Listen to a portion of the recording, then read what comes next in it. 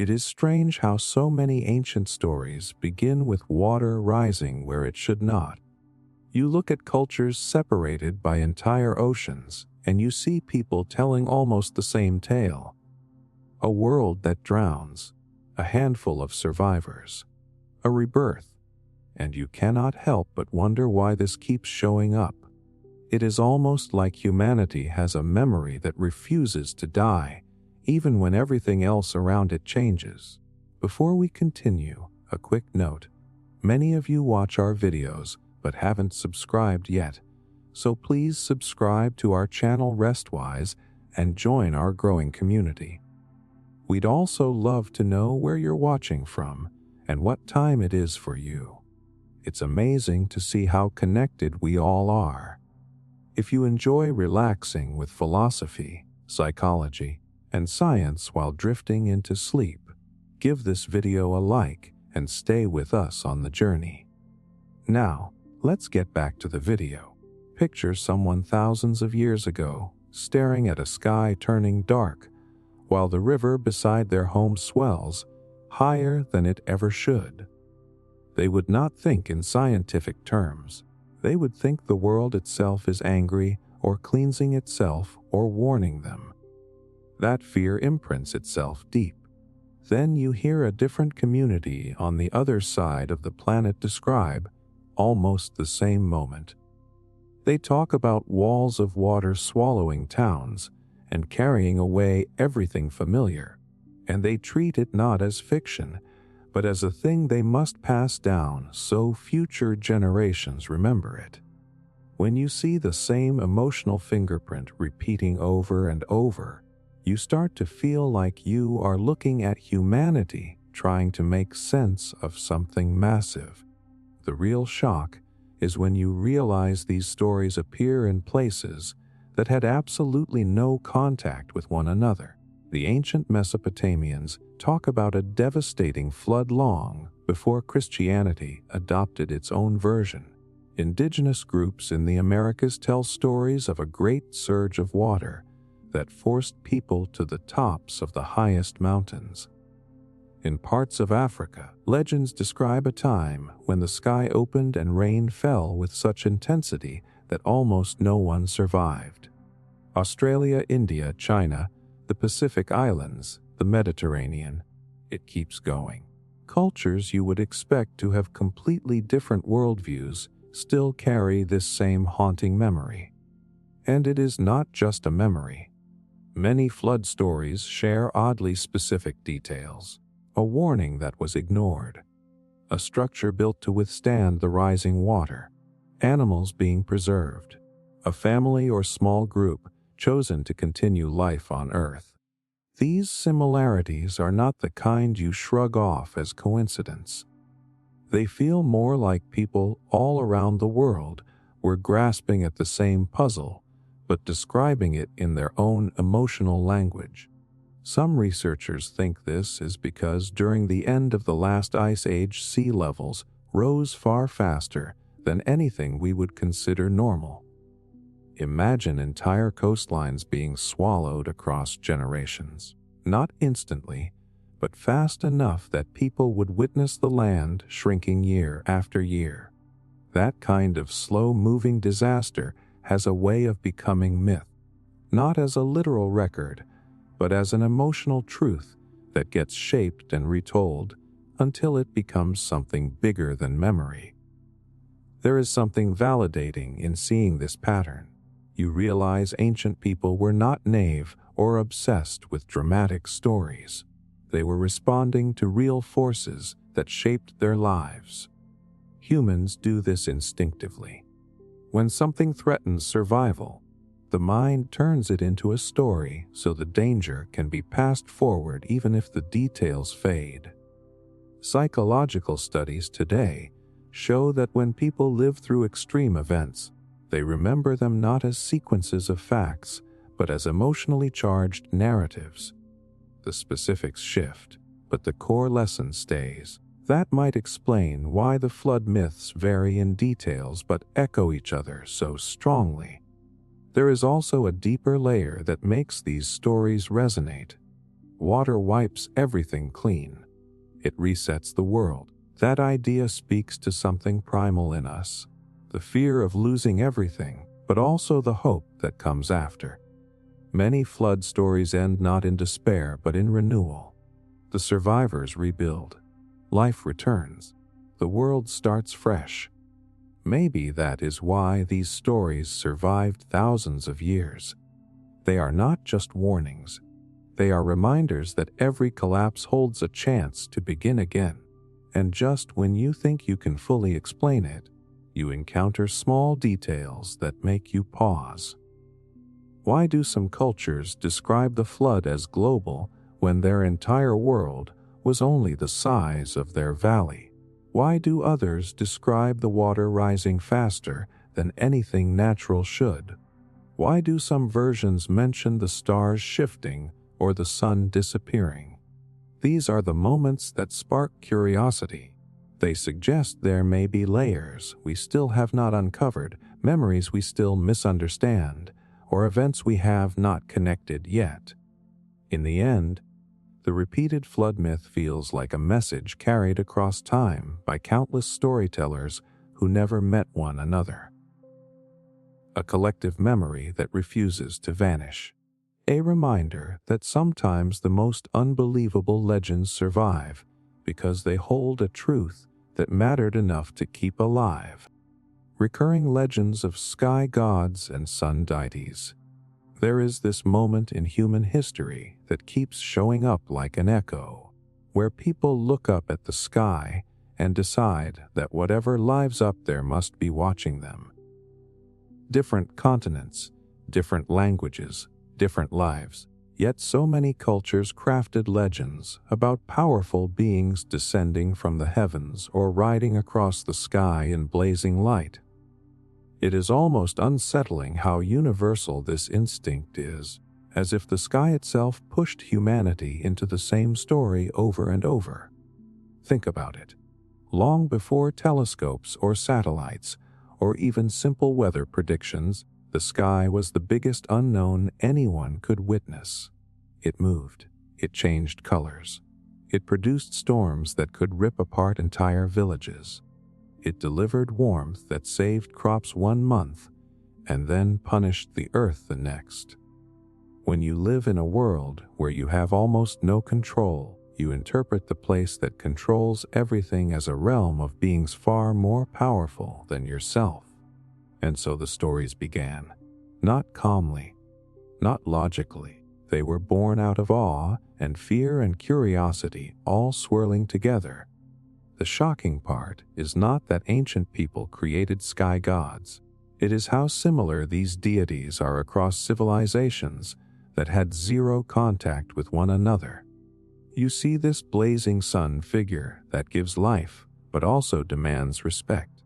You see a sky father who rules from above with authority that no human can question. You see a messenger who moves between heaven and earth. These patterns repeat so consistently that it becomes impossible to chalk it up to coincidence. It starts to feel like humanity, separated by oceans and mountains, still reached for the same emotional explanations. Look at ancient Egypt. Their entire worldview revolved around the sun traveling across the sky, dying each night, and being reborn in the morning. Hop over to the Inca Empire, and you find the sun treated as the ultimate ancestor who gave their rulers divine right. Move to Japan, and the sun is not just a deity, but the origin of their imperial line. Go to Greece, to India, to the Pacific Islands, and you find the sun portrayed almost like a living presence guiding the rhythm of existence. These cultures never compared notes. Yet here they are, describing the sun with the same mixture of fear and reverence.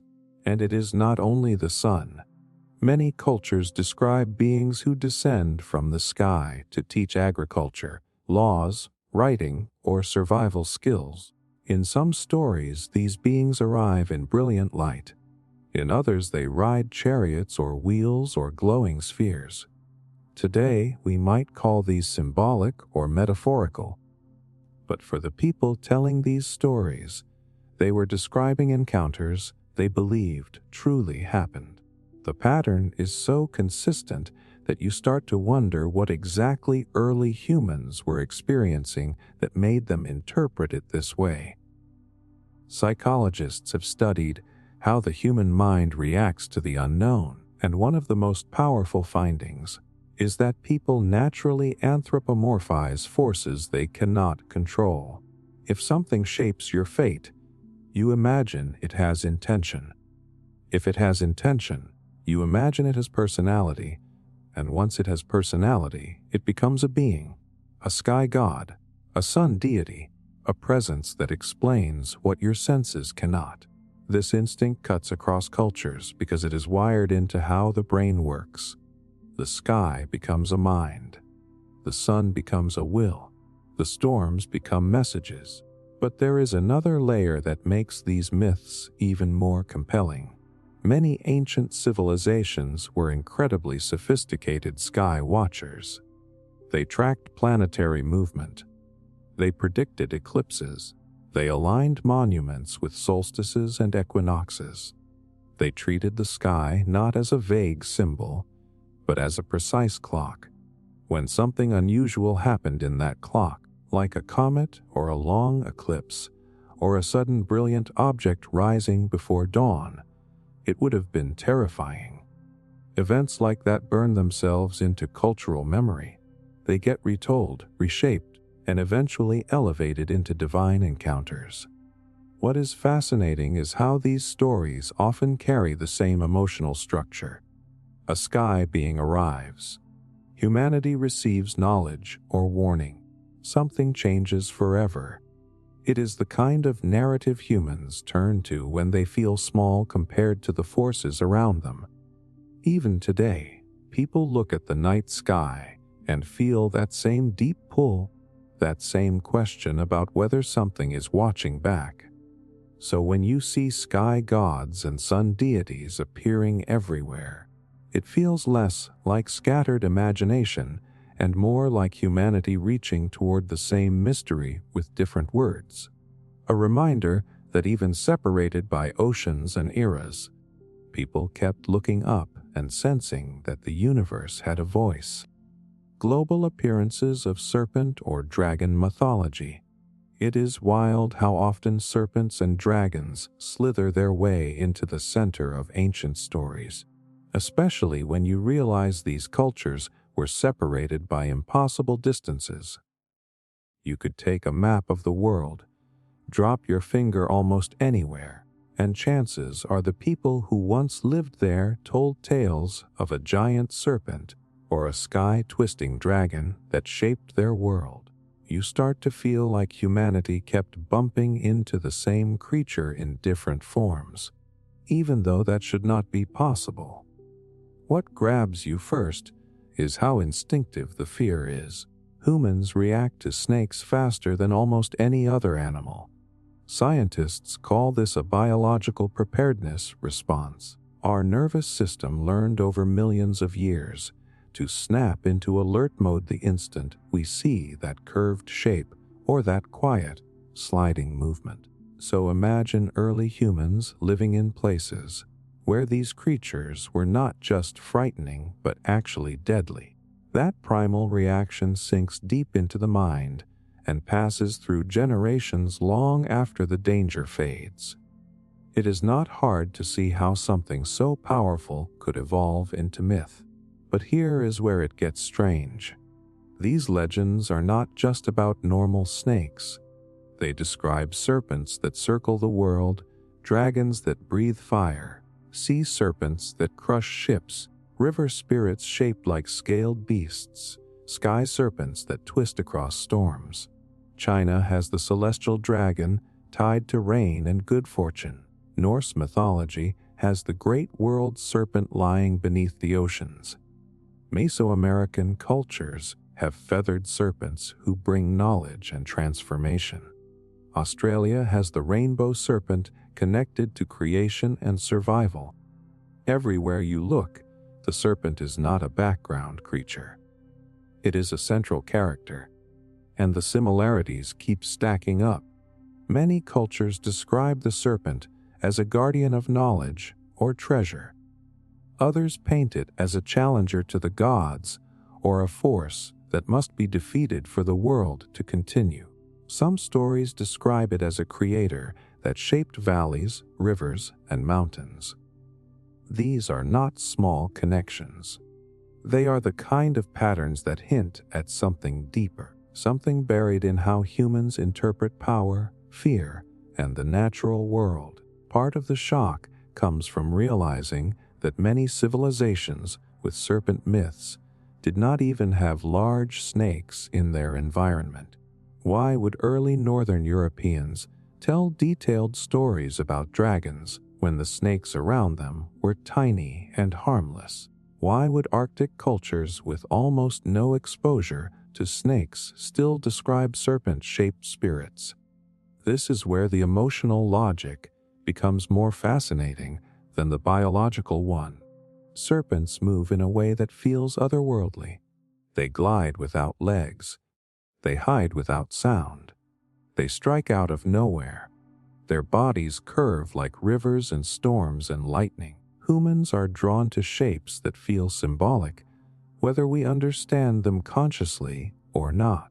In psychology, there is a principle called pareidolia, where the mind tries to find meaning in patterns that feel charged or mysterious. A twisting river looks like a serpent. A bolt of lightning looks like a serpent. A tornado looks like a serpent. The shape becomes a symbol for anything that moves with overwhelming power. And once a symbol becomes powerful enough, it gets woven into everything: spirituality, storytelling, warnings for children, explanations for natural disasters. A serpent becomes a representation of chaos or wisdom or danger or rebirth, depending on what a culture fears or values most. Because snakes shed their skin, many societies saw them as symbols of life cycling back on itself. Because some snakes kill silently, others saw them as symbols of hidden danger.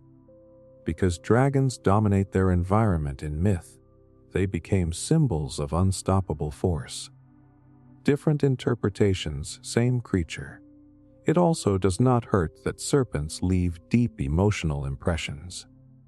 When something scares you while also mesmerizing you, your brain tags it as important. Stories that trigger both fear and fascination travel farther and last longer. They get told again and again until they become the backbone of an entire culture's mythology. And when you zoom out, you see that exact tension repeating everywhere. Serpents and dragons are rarely simple villains. They are complex. They test heroes. They guard sacred places. They change worlds. They reflect the unpredictable side of nature. So when you notice these serpent and dragon legends appearing all over the globe, it stops feeling like random creativity and starts feeling like humanity responding to the same fundamental emotions: fear of the unknown, awe of natural forces, curiosity about what hides just out of sight. Across continents and centuries, people kept returning to this same creature to make sense of a world that felt bigger and stranger than they could understand. Independent inventions of pyramids and sacred mountains. There is something almost eerie about how often humans decided that the best way to touch the sacred was to build upward. You look around the world and see pyramids rising from deserts, jungles, plains, and islands. You see mountains treated not as pieces of land, but as holy beings, stairways, or cosmic meeting points. And what makes this so strange is that these structures and beliefs were developed by cultures that never met, never traded, never swapped ideas. They still reached for the sky in nearly the exact same way. Imagine early humans standing on open ground and staring at a mountain that disappears into the clouds. It would feel alive. It would feel unreachable. A place so tall and so quiet that it must hold something powerful. That instinct is universal. It does not matter where people lived. The sight of something towering above them stirred something ancient, a sense of both longing and respect. When you cannot climb it, you worship it. When you cannot reach the top, you imagine something living there. When something looks permanent and unmoving, you treat it as eternal. That is the emotional seed behind so many sacred mountains. In Greece, Mount Olympus was the home of the highest beings. In Japan, Mount Fuji holds spiritual weight that shapes entire traditions. In the Andes, the mountains were seen as protectors that controlled weather and life itself. Indigenous groups around the world still point to peaks as gateways between realms. No contact, no shared language, yet the same belief appears again and again because the experience of standing beneath something massive does not need translation. Human minds respond to scale the same way. Then you look at pyramids and the story becomes even more surprising. If mountains were given by nature, pyramids were humanity's way of building its own. Egypt, Mesoamerica, China, Sudan, Peru, Indonesia. These civilizations developed independently, and yet they all started stacking stone in a shape that narrows as it rises. A pyramid is both stable and symbolic. It reaches upward without falling over. It imitates the silhouette of a mountain. It creates a man-made version of something people already associated with the divine. What really shocks you is the intention behind them. These were not ordinary buildings. They were built for connection. Some served as tombs meant to guide rulers into another realm. Others were stages for rituals designed to align with the sun or stars. In several cultures, they were literally called sacred mountains or places where heaven and earth touched. Even without communication, these societies treated height as a conversation with the universe. The higher you build, the closer you feel to whatever you worship. From a psychological perspective, this makes perfect sense. Humans are drawn to verticality. Studies show that tall structures trigger a sense of significance. Height signals importance. The mind naturally associates upward movement with improvement or transcendence. When early humans wanted to mark something as divine, they made it taller. When they needed a symbol of power or immortality, they built something that looked like it could outlast time. A pyramid offers exactly that. It does not crumble easily. It resists wind, earthquakes, and erosion better than most shapes. It is both practical and spiritual, which is why it keeps showing up in places that never exchanged a single idea. But the mystery deepens when you notice how many of these structures align with celestial events. The Great Pyramid's orientation is incredibly precise. Several Mayan pyramids create shadow effects only on specific equinoxes. Ancient Chinese pyramids align with cardinal directions. People across continents were tracking the sky with stunning accuracy and tying those movements to their sacred structures. They were not copying one another. They were all responding to the same nightly show overhead, and they reached the same conclusion. If the sky is a map of the divine, then a pyramid or mountain becomes a ladder to understand it. There is also a powerful emotional logic behind these choices. When life feels uncertain, you anchor your beliefs in something solid. Mountains are immovable. Pyramids feel eternal. They become symbols of stability in a world full of unpredictable storms, wars, and disasters.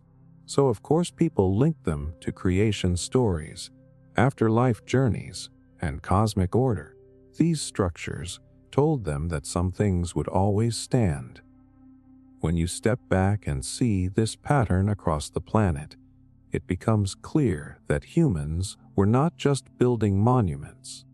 They were expressing the same deep urge to bridge the gap between the earth they walked on and the mysteries above them, and the fact that so many cultures reached for the same solution makes you wonder whether this impulse comes from something older than history, something woven into the human experience itself.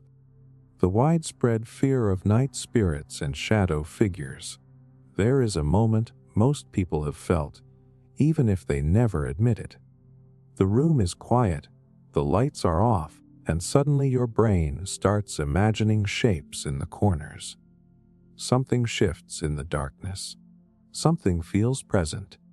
You tell yourself it is nothing, but your heartbeat still jumps. What is strange is that this reaction is not unique to you or your culture or your time period.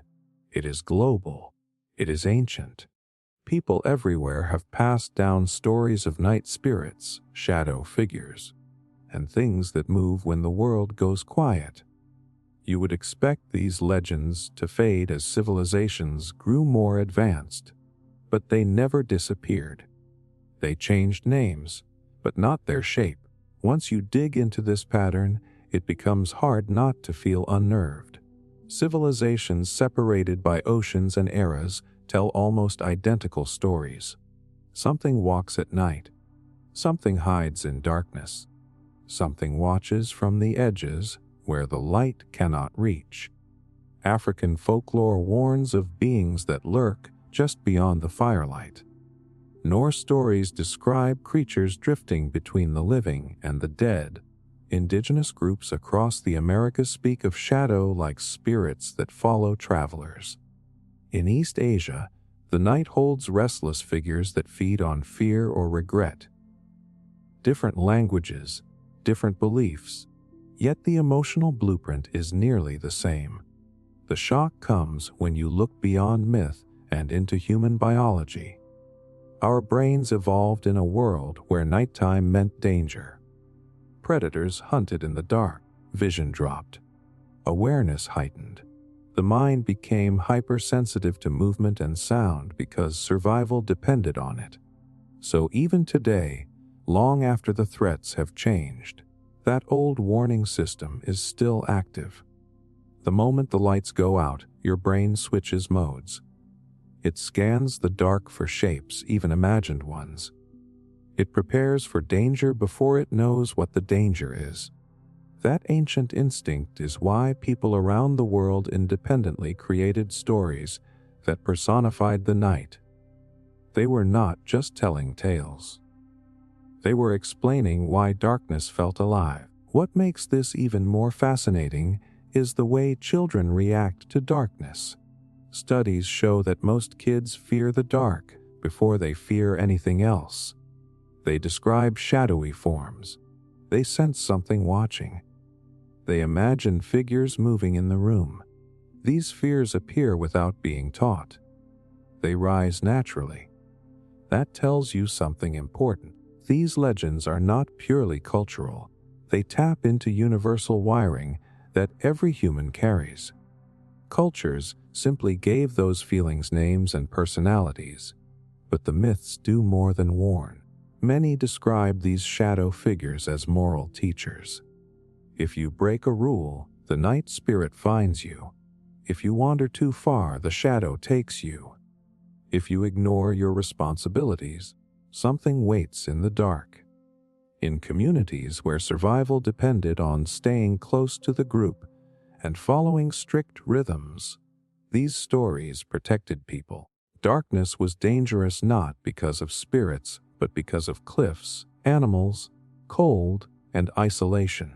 Turning that danger into a character made it easier to teach. A shadow figure is memorable. A lecture about safety is not. Then there is the emotional weight behind these legends. Shadows hide things. They blur edges. They create uncertainty. Humans fear uncertainty more than almost anything else. When the mind cannot identify a shape, it fills in the blanks with something threatening. That is why a coat on a chair looks like a person at 2 in the morning. Why a hallway seems longer when the lights are off. Why your own imagination becomes the monster. Cultures around the world took this fear and gave it form. They made it a story so people could talk about it, respect it, and maybe feel a bit more control over it. Some myths describe shadow beings as protectors rather than threats. They appear in dreams to warn of illness or danger. They stand between the living and the dead. They guard sacred places. Even this reflects something universal. Humans do not only fear the dark, they also look for meaning in it. They hope something is watching out for them. They want the unknown to feel purposeful, not random. When you pull all of this together, the global fear of night spirits and shadow figures stops feeling like superstition and starts feeling like a shared human experience. Our ancestors stood in the same darkness, felt the same chill on their skin, sensed the same invisible presence, and tried to understand it the best way they could. Across continents and centuries, people told the same story because they were reacting to the same ancient instinct. A reminder that even today, with all our knowledge and technology, the darkness still stirs something deep inside us that refuses to fade. Similar folktales warn of forest-dwelling trickster creatures. There is something almost mischievous about the way forests pull stories out of people. Step under the canopy, hear the muffled sounds, feel the thick air, and suddenly the world feels different. Not unsafe exactly, but unpredictable. It is no surprise that so many cultures built their folktales around creatures that lurk among the trees, not to kill, not to terrorize, but to twist reality just enough to make you question your senses. What is strange is not that these stories exist. It is that they appear almost everywhere on Earth with the same personality traits, the same behaviors, and the same warnings. Think of how many cultures talk about small beings who play tricks on travelers, hide useful tools, lure people off the path, or mimic familiar voices. Indigenous groups in North America speak of clever forest dwellers who disguise themselves as animals or children. In parts of Europe, tales describe little figures who lead wanderers in circles until they panic. Across Africa and Southeast Asia, stories warn of creatures that imitate human speech just to confuse you. In the Pacific Islands, tricksters hide behind trees and whisper instructions designed to test your judgment. These cultures never shared these stories with each other, yet the creatures feel like cousins across continents.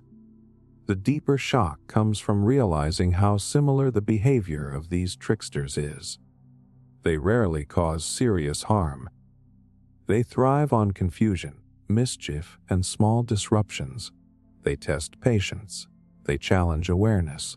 They appear when someone is alone, tired, or lost.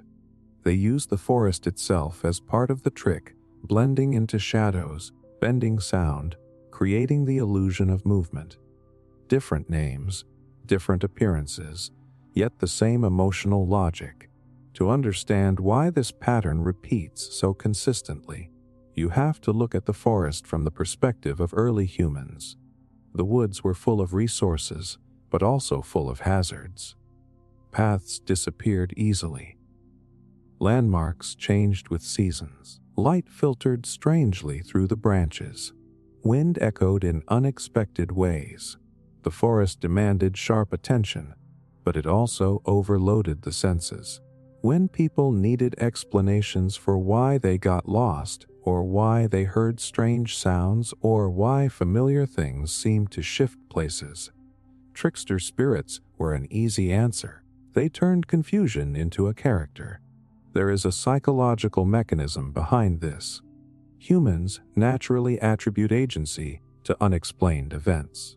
If something moves unexpectedly, or if you hear a sound you cannot place, your brain assumes a living being caused it. This is the same instinct that makes people see faces in tree bark or believe they are being watched when alone. Our ancestors relied on this bias because assuming the presence of something alive kept them safe.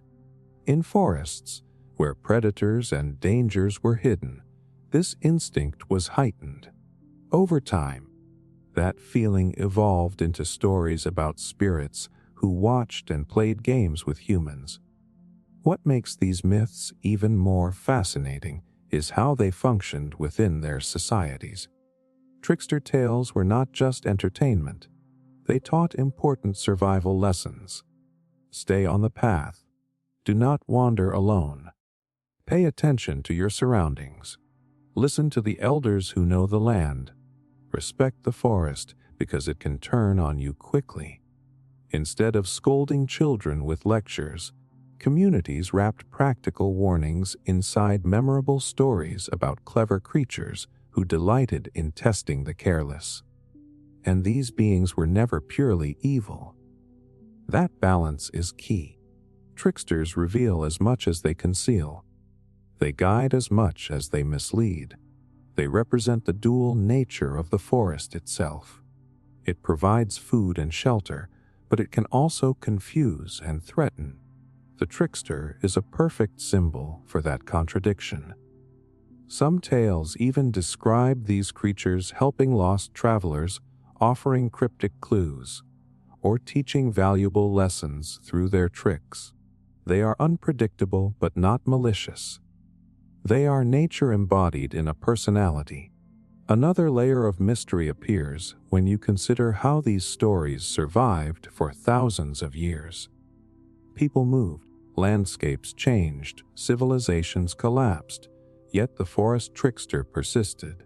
That tells you these stories struck a deep human chord. The forest has always been a place where the boundary between perception and imagination becomes thin. A rustle becomes a laugh. A shadow becomes a figure.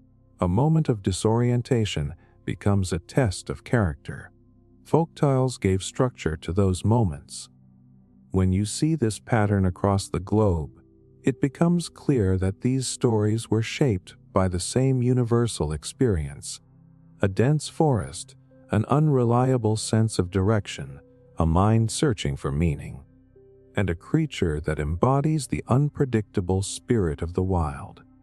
Separate cultures created the same character because they were responding to the same environment and the same instincts.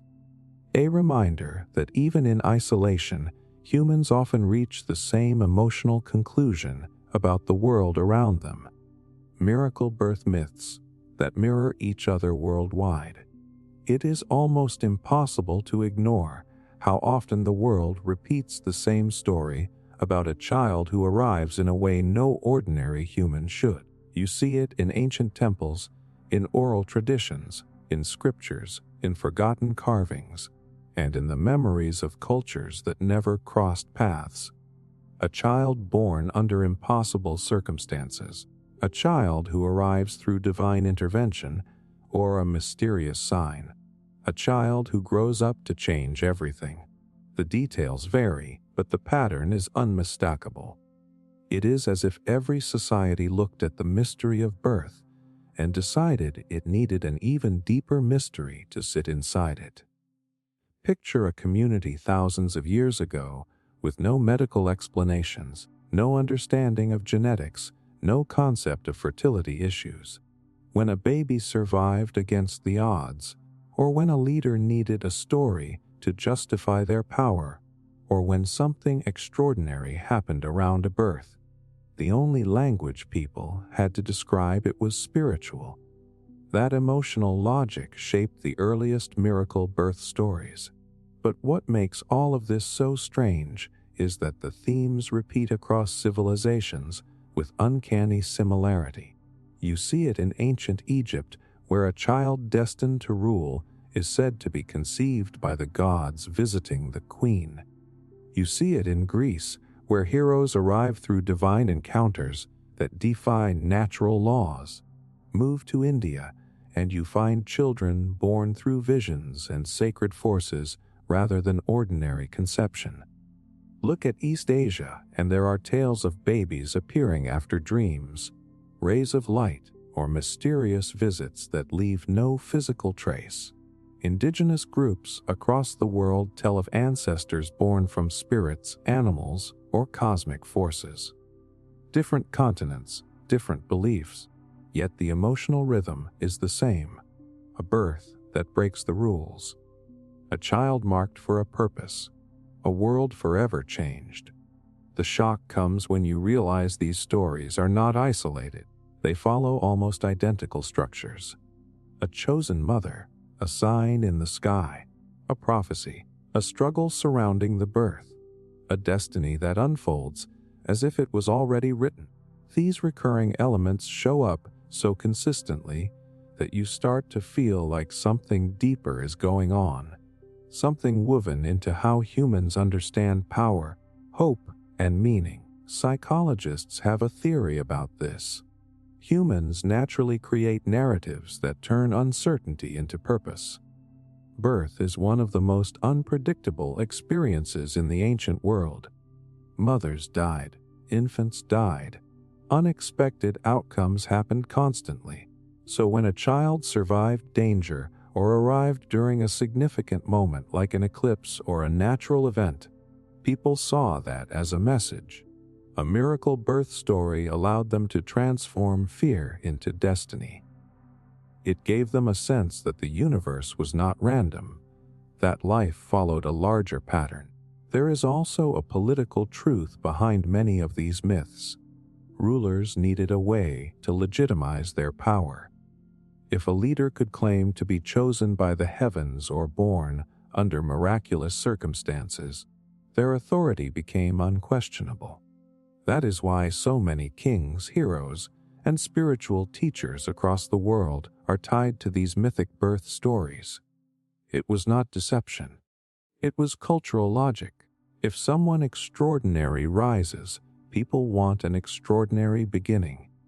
But what makes miracle birth myths resonate even more deeply is the emotional comfort they offer. Humans want to believe that hope can appear anywhere, that greatness can come from small towns, from ordinary families, from impossible situations. Miracle births symbolize that hope. A child who arrives under mysterious circumstances becomes a symbol of renewal and possibility. These stories survive because they satisfy a very human longing for something sacred to break into the world without warning. You also see the same symbolic elements repeating. Light surrounding the birth, nature reacting in unusual ways, dreams guiding the parents, threats from those who fear the child's future power, helpers who protect the infant. These motifs appear in civilizations that never met, which suggests they are not borrowed ideas, but natural expressions of human imagination. When people are confronted with something overwhelming, they reach for the same emotional templates. These myths are not copied. They grow from the same soil. What is even more intriguing is how these stories persist today. Modern cultures still hold onto narratives of children destined for greatness, chosen ones who arrive under extraordinary conditions, lives that seem guided by forces impossible to explain. Even when we understand the science, the old emotional pattern remains. We still crave meaning in beginnings. We still look for signs. We still feel that some lives start with a kind of spark. So when you trace these miracle birth myths across the globe, what you see is not simply storytelling. You see humanity trying to understand why some people rise above circumstance, why some events feel guided, why birth itself feels like a moment where the ordinary world touches something beyond it. Cultures shaped these stories independently because they were all trying to answer the same question. Where does greatness come from, and how does the world announce it when it arrives? Omens involving birds found in nearly every culture. There is something almost magnetic about the way humanity keeps giving birds the role of messengers, warnings, and signs. You can pick almost any culture, from ancient civilizations to isolated villages, and you will find people reading meaning into the way a bird flies, calls, appears, or disappears. It is not a small pattern. It is global. It is old. And it is strangely consistent, almost as if humans everywhere looked up at the same moment in history and decided the sky itself was speaking through wings. Think about what birds represent emotionally. They move between worlds in a way we never could. They rise from the earth and vanish into the sky. They perch in the familiar and then disappear into the unknown. For early humans, that movement alone was enough to feel supernatural. When you live in a world without weather forecasting or scientific explanations, a sudden gathering of birds or a solitary call in the distance feels like information. A warning, a clue, something you should not ignore. The shock comes when you realize how specific these bird omens are across cultures that never interacted. In ancient Rome, officials literally watched birds to decide political and military actions.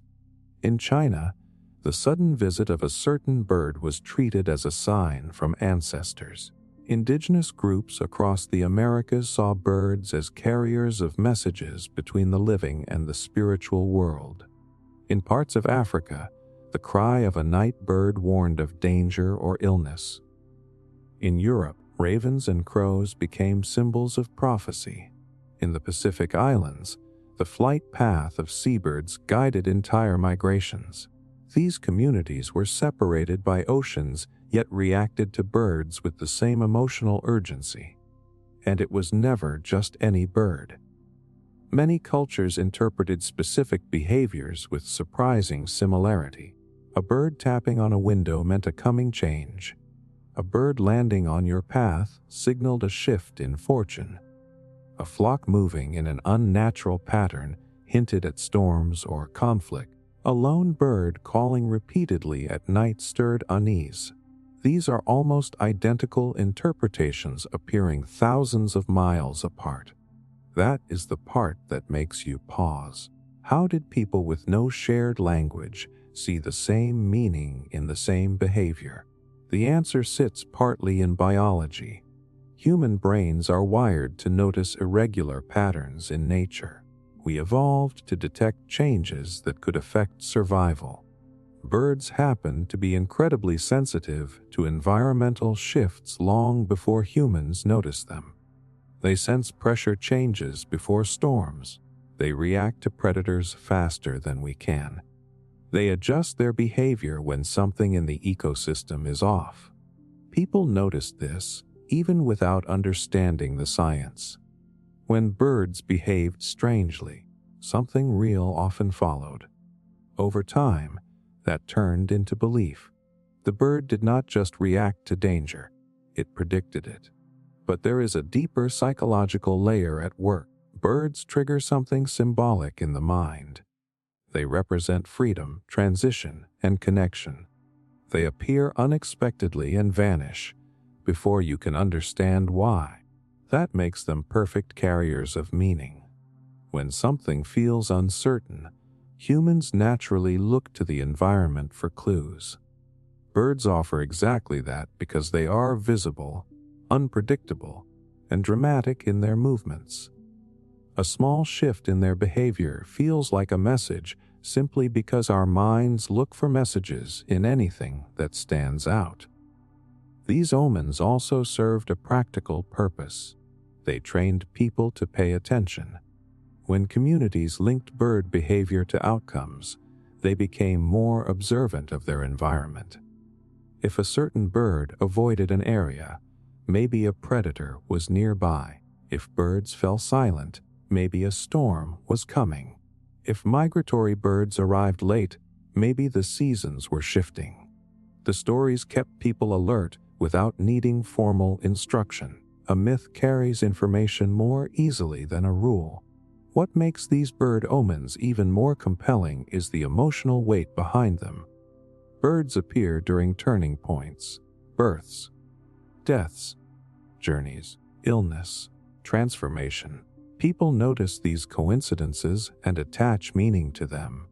It makes life feel less random. It creates a connection between the human world and the natural world. When a bird shows up at a significant moment, the emotion of that moment imprints onto the creature. That memory becomes a story, and the story becomes tradition. Another layer of the mystery is how these beliefs survived long after people stopped depending on nature for survival. Even now, in cities filled with noise and concrete, people still feel something when they see a raven perched alone or a bird fly directly across their path. We do not say it out loud, but we sense it. A moment of pause, a feeling that it means something, even if we no longer know what. So, when you trace this pattern across continents and centuries, it becomes clear that bird omens were never just superstition. They were humanity's early way of interpreting a world that felt alive and reactive. Different cultures gave these signs different names and explanations, but the instinct behind them was the same.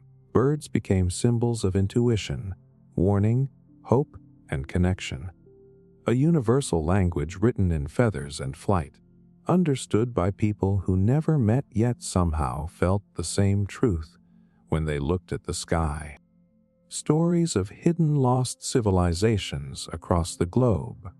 There is something deeply human about the belief that before us there were others, entire societies that knew secrets we have forgotten.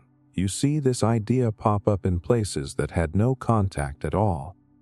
Ancient ruins swallowed by jungles, stone circles placed with impossible precision, legends of cities that disappeared beneath oceans or deserts or mountains. The strange thing is not that people told these stories. It is that nearly every culture on Earth told them in almost the same emotional tone, as if humanity collectively sensed a missing chapter in its own past. Think about how often these tales begin the same way. A group of people more skilled, more wise, more connected to the universe than the rest of the world. They build structures that seem too advanced for the time. They understand nature in ways that ordinary people cannot. Then something catastrophic happens. A flood, a fire, a sudden disappearance. Knowledge scatters. Survivors wander. And all that remains are fragments in stories, hints in ancient symbols, or ruins that do not match the abilities of the people who came after. Different continents, different languages, yet the same outline repeats. The shock comes when you realize how far these legends stretch. Indigenous groups in the Americas speak of ancient cities swallowed by the earth after people forgot their responsibilities. In the Pacific Islands, stories describe entire lands that sank into the sea after a great upheaval. Across Africa, myths speak of early nations with tremendous knowledge that vanished overnight. In parts of Asia, there are tales of forgotten kingdoms that reached incredible heights only to fall into silence. Europe has its own versions with whispers of lost realms, buried beneath forests or resting under deep lakes. These cultures never traded these ideas, yet they all imagined the world having predecessors. Some of this comes from a very real human experience. Archaeology shows that people often built new settlements on top of older ones. Disasters erased communities without leaving clear explanations. Abandoned structures stood for centuries without anyone remembering who created them. When a later generation saw a massive stone block or a polished pillar that they could not replicate, they assumed a greater civilization had come before. That sense of awe, mixed with confusion, easily transformed into myth. There is also a psychological mechanism behind these stories. Humans are uncomfortable with gaps in our understanding. When we encounter something unexplained, we fill the space with meaning. A distant ruin does not feel random. It feels intentional. A mysterious carving does not feel like decoration. It feels like a message. People everywhere used stories of lost civilizations to make sense of the strange and the ancient. Instead of admitting they did not know, they created narratives that felt larger than life. But the mystery goes deeper. Many of these legends describe the lost societies as keepers of knowledge that seems almost modern. They speak of advanced astronomy, precise calendars, complex engineering, and spiritual insight. These traits show up again and again. The world remembers these civilizations as wise, not just powerful. That tells you something important. Humans are drawn to the idea that wisdom existed before us, and that knowledge does not simply grow in a straight line. It rises, collapses, and rises again. The stories reassure us that greatness can be rediscovered. Another reason these myths survived is emotional. A tale of a lost civilization creates a sense of wonder. It suggests that mysteries still exist, that the world is not fully mapped or fully understood, that beneath our feet or behind our mountains there might be remnants of something extraordinary. Humans crave that feeling. It keeps curiosity alive. It gives meaning to the unknown. A world with secrets feels more alive than a world where everything is explained. There is also the role of caution. Many stories describe these forgotten societies as falling due to pride, imbalance, or ignoring warnings. They serve as moral lessons disguised as historical memory. They tell us that even the greatest societies can collapse if they lose their way. Communities used these myths to teach humility, responsibility, and respect for nature. A lost civilization becomes a mirror, showing us what can happen if we stop paying attention. The strange part is how these myths continue even today.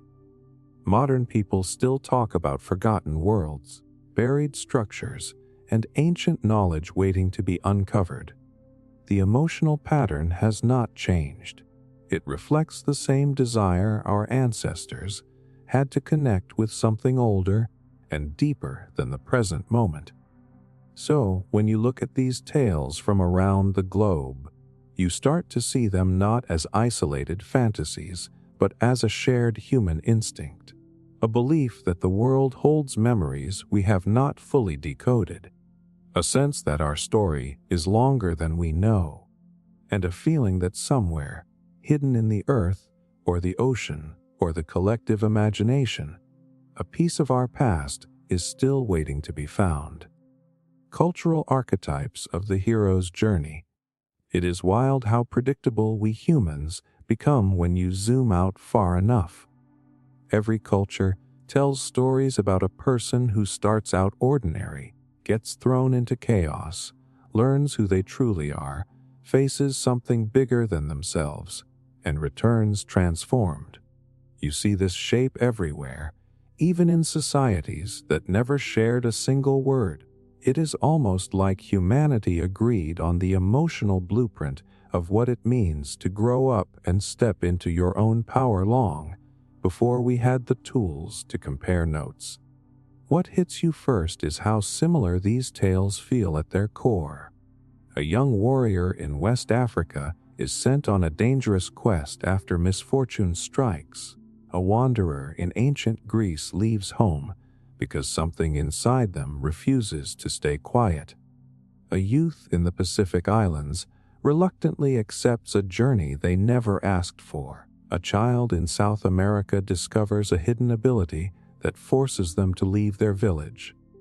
Different landscapes, different gods, different stakes, but the path is the same. Ordinary world, sudden disruption, trials that challenge identity, and a moment where the hero realizes they are stronger than they believed. The real shock comes from how precise these parallels are. In many stories, the hero receives help from a wise guide. Sometimes it is an elder, sometimes a spirit, sometimes a stranger who appears at just the right moment. Nearly every culture also includes a symbolic descent. It may be a cave, a forest, a night-long ordeal, or a literal underworld. The point is always the same. The old version of the hero has to break so the new version can rise. Even the final return home shows up everywhere. The hero rarely stays in the world where they proved themselves. They come back carrying insight or power or responsibility, something that benefits their community. These beats repeat so consistently that it feels like humanity collectively wrote the same story with different costumes. There is a deeper reason this pattern keeps showing up. Human beings understand life through narrative. We see ourselves as characters moving through challenges. When you face hardship or confusion, it feels easier when you believe there is a path, a reason, a structure to it. The hero journey story mirrors the emotional reality of growing as a person. You start with the world you know. Something disrupts it. You resist at first, because change always feels like a threat. Then you meet people who shape you, push you, frustrate you, teach you. You fail. You try again. Eventually you face a moment that forces you to decide who you want to be. That psychological arc is universal, so the story built around it becomes universal too. There is also a biological mechanism at play. Humans learn through tension and release. A challenge spikes stress and forces the brain to adapt. A victory releases reward chemicals that reinforce the lesson. The hero journey mirrors this rhythm. Tension when the hero leaves home. Release when they overcome early obstacles. More tension when they face the deepest trial. The final release when they triumph and return. It is a perfect emotional cycle, which is why it feels so satisfying across different cultures and time periods. These stories also served important cultural roles. They taught young people how to handle fear, responsibility, and change. Instead of receiving a lecture about bravery, a child heard a story about someone their age who stepped into the unknown and survived. Communities used these tales to shape identity. They reminded people that courage is not the absence of fear. It is choosing to move forward while feeling afraid. They reminded people that strength is learned, not inherited. They reminded people that their actions matter to others. These lessons were easier to remember when wrapped inside a character journey. What makes this pattern even more fascinating is the emotional pull it still has today. Modern movies, books, and games follow the same structure because we are wired to respond to it. We need stories that remind us that transformation is possible. We need examples of ordinary people becoming more than they expected.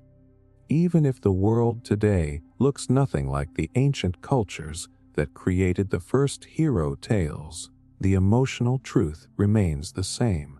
Growth demands discomfort. Courage requires choice. And every person carries a journey within them, waiting for the moment when life demands they step forward. That is why the hero journey appears everywhere. Not because cultures copied each other, but because every human heart recognizes the shape of change. Universal legends of underworld realms. Every culture seems to have looked at the ground beneath their feet and imagined an entire world hidden under it. A place where the dead travel, where spirits roam, where mysteries unfold beyond human sight. It is almost eerie how automatic this idea became.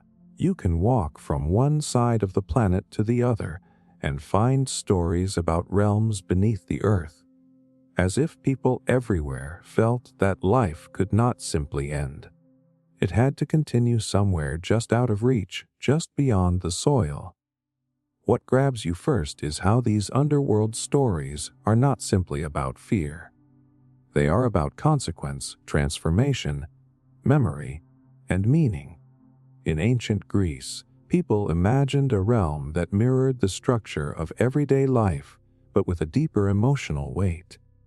In parts of East Asia, the underworld became a layered journey where the soul confronted its choices. Across the Americas, stories describe passageways beneath mountains or sacred caves that lead to the next stage of existence. In Africa, some traditions speak of ancestors living beneath the surface in a world that reflects the one above. The specifics shift, but the core remains. Life does not just stop, it moves downward into something else. The shock comes when you start noticing how many of these stories describe the underworld as a place you can enter while still alive. Not easily, and not without consequence. A hidden cave, a narrow crevice, a deep well, a sacred hole in the ground. People believed the earth had openings that acted as doorways between the living and the dead, and these places were always marked with the same emotional tone. You do not go there casually. You do not approach without intention. Even today, if you stand at the mouth of a deep cave in a silent forest, you feel something in your gut, a stillness, a pull, as if the old stories are waiting for you to remember them. Psychologically, this makes sense. Humans have always tried to make sense of death, and nothing in nature feels more symbolic of endings than the ground itself. Everything eventually returns to the earth. Plants, animals, ancestors. The soil becomes a keeper of stories and memories. When you bury someone, you are not just placing them somewhere. You are sending them somewhere. That emotional logic is powerful enough to appear in cultures that had no connection at all. There is also a natural mechanism behind these myths. Early humans explored caves long before we developed writing. Caves are unpredictable. Temperatures drop suddenly. Sounds echo strangely. Darkness becomes total. Time feels different. When you go deep enough, the world above disappears. It is easy to see how a cave could feel like an entrance to a completely different realm. Ancient people would have emerged from these places with a sense that they had crossed into another version of reality. Their stories captured that feeling and passed it down. What makes these legends even more compelling is how they were used within each culture. Underworld stories helped people process grief. If someone you loved died, the idea that they traveled somewhere gave you a map for your emotions. You could imagine them on a journey, not simply gone. These myths also taught moral lessons. Many underworld tales described consequences for harmful actions and rewards for kindness. Instead of a simple rule book, people learned through rich, dramatic narratives that echoed their own fears and hopes. Another fascinating pattern appears in the way heroes interact with these realms. In countless stories, a hero must descend into the underworld, not to die but to grow. This descent symbolizes the moment a person confronts their deepest fears or truths. It mirrors what happens inside the mind during moments of crisis or transformation. When life feels overwhelming, people describe it as falling inward, sinking, or hitting bottom. These ancient stories turned that emotional plunge into a physical journey. Despite the variations, underworld myths always carry a deep sense of symmetry. A world above for the living, a world below for the dead, a thin boundary that can be crossed under rare circumstances. This structure appears so consistently that it almost feels biological, like an instinct humans developed long before we understood anything about psychology. We needed a place for grief to land. We needed a reason for the unknown. We needed a story that could hold our fear of endings without forcing us to accept a blank void. When you look at these legends as a whole, what stands out is not darkness. It is the human need to understand what comes after us. The underworld becomes a canvas where every culture painted their deepest questions. And somehow, without ever speaking to one another, they all painted the same shape. Common beliefs in protective amulets and charms. It is surprising how quickly the human mind reaches for something small to hold on to whenever the world feels unpredictable. A stone, a bead, a carved figure, a woven knot. It almost does not matter what the object is, because every culture on Earth has decided that certain things can carry protection. And what makes this pattern so strange is how universal the instinct is. Civilizations separated by oceans and centuries all ended up believing that a tiny object worn close to the body could shield a person from danger, bad luck, or unseen forces. You can walk through history and see the same idea repeating. Ancient Egyptians carried charms shaped like eyes or scarabs. In parts of the Middle East, people believed in symbols that guarded against envy or ill intentions. Across Africa, protective beads and carved figures were passed down through families with incredible reverence. In Europe, people kept small tokens blessed by spiritual leaders or tied to old rituals. In the Americas, feathers, stones, or handcrafted pendants served the same purpose. These cultures did not trade these ideas. They simply arrived at the same emotional conclusion. When life feels uncertain, a physical object becomes an anchor. The stunning part is how similar the emotional language of these beliefs is. People everywhere describe these amulets as shields against something invisible but powerful. Fear of illness, fear of misfortune, fear of the unknown. Even today, think about how natural it feels to carry something that brings comfort. A ring, a bracelet from someone who loves you, a coin you never leave behind.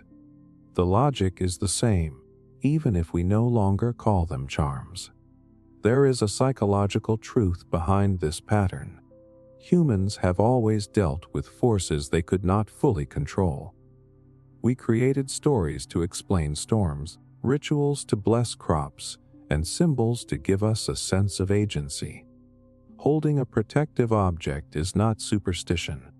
It is a method of calming the nervous system. When you believe something is watching over you, your brain actually shifts into a steadier state. Stress hormones drop. Confidence rises.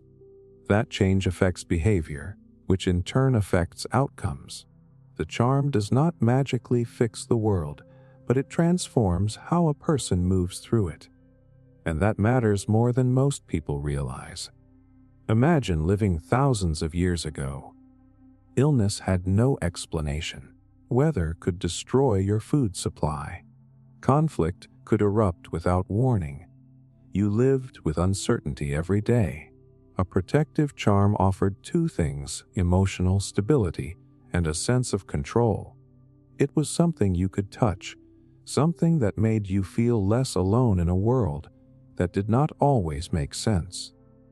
But these objects were never just tools. They carried stories. A charm was often given through a ritual or passed down in a family. It held memory. It connected you to ancestors or community. This emotional layering made the charm feel alive in a way that a simple object never could. Many cultures believed the object gained power through intention. The more people believed in it, the stronger it felt. That belief became a communal force, something shared rather than individual. Another fascinating aspect is how these items often protect against the same things across cultures: harm from envy, harm from spirits, harm from misfortune, harm from illness. It is almost as if people around the world were afraid of the same invisible dangers.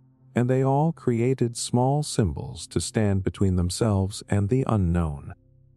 Some charms used shapes that represented eyes. Others used circles or knots or animals. Though the symbols differ, the emotional function remains constant. Guard me.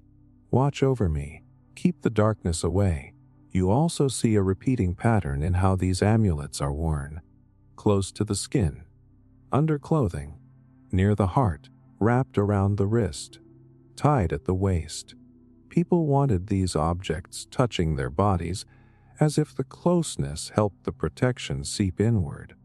Even today, people wear lucky pendants or carry meaningful objects in pockets for the same reason. Proximity makes the comfort feel stronger. The most compelling mystery is how these beliefs survived into modern life. We live with science, medicine, and technology that explain almost everything our ancestors feared. Yet people still carry charms for luck before exams or interviews. Athletes still refuse to compete without certain items. Travelers still wear symbols from their culture when far from home. We pretend these habits are meaningless, but they are not. They are echoes of something ancient that never went away. When you step back, this universal belief in protective amulets reveals a deep truth about humans. We know the world can turn unpredictable at any moment. We know there are limits to what we can control. So we reach for something small that reminds us we are not helpless, something that fits in the palm of the hand but holds the weight of generations, something that makes the invisible feel manageable. And almost every culture on Earth decided that this tiny act of belief was powerful enough to keep the darkness at bay. The repeated cultural concept of soul duality. There is something uncanny about how many cultures decided that a single soul was not enough to explain the human experience. Instead of imagining one inner essence, they split it into two parts, sometimes even more, each carrying a different responsibility. And what is wild is that this idea appears in places separated by mountains, oceans, and thousands of years. People everywhere sense that the self is not a simple thing. It feels layered. It feels divided. It feels like more than one force is steering the ship. What hits you first is how this idea shows up in cultures that had no overlap at all. In ancient Egypt, people believed every person carried a life essence that survived death, and a personality essence that stayed connected to the world. In China, traditions spoke of a soul that rose to the heavens and another that remained tied to the earth. Some indigenous groups in the Americas described one soul that held a person's emotions and another that held their courage or vitality. Across parts of Africa, the human spirit was divided between the essence you were born with and the essence shaped by your community. These systems did not match each other exactly, but the core concept was identical. The human soul is not one thing. It is a duet. The surprise comes when you think about how people even arrived at this idea in the first place. Before written language, before psychology, before neurology, people intuitively sensed that there was a split inside them. One part felt steady, constant, recognizable, the part that made you you. But another part could slip, wander, dream, panic, or vanish under trauma. There were days when you felt brave beyond reason and days when you felt like a stranger to yourself. Instead of chalking it up to mood or biology, early cultures gave this difference shape. They said the soul had parts, and each part behaved differently. There is a psychological truth buried in that intuition. Modern research shows the brain manages different aspects of identity through different networks. Emotional regulation sits in one region, memory formation in another, instincts and habits in another. When these systems do not align, a person genuinely feels divided. You might know logically that you are safe, yet your body feels terrified. You might want to stay calm, yet your emotions jump ahead without your permission. Ancient people did not have the vocabulary to describe these mechanisms, but they felt the split and turned it into a story that made emotional sense. What is even more fascinating is how cultures use soul duality to explain behavior. If someone became ill or emotionally distressed, it was often described as one part of the soul being weakened or knocked loose. Healing was not just physical, it meant restoring balance between the two parts. In some traditions, ceremonies focused on calling back the part of the soul that wandered off. This was not a metaphor to them, it was a real event. But even today, when someone says they feel disconnected from themselves, or that a part of them feels missing, the language echoes those old beliefs. Another powerful pattern appears in how these dual souls interact with the world after death. In many cultures, one part of the soul moves on, while the other stays connected to the living. This idea helped families feel close to their ancestors. It created a sense of continuity, a feeling that death did not erase a presence, but transformed it. The world became less frightening when you believed that part of a person remained nearby, guiding or protecting you. These beliefs also shaped moral or social behavior. If the soul had two aspects, then decisions were not just personal choices. They reflected the balance or imbalance between those inner forces.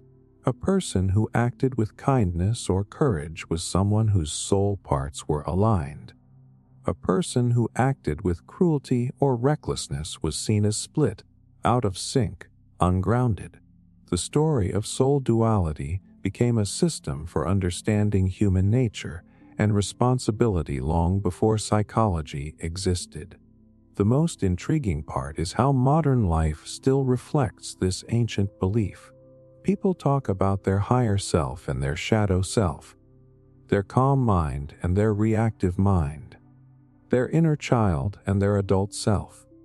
We may use updated language, but the idea is the same. Something inside us feels doubled. Something inside us feels divided yet connected. Something inside us is always in conversation with itself. When you notice how widespread this belief is, it stops feeling like superstition and starts feeling like a universal human instinct. A recognition that the self is not a single flame, but two lights flickering together, shaping who we become and how we navigate the world. Shared traditions of ancestor worship. There is a moment that almost every culture seems to reach, where people stop looking only at the living world around them and start sensing the presence of those who came before. Not in a spooky way, but in a deeply human way. You see it in rituals, in family customs, in stories whispered across generations.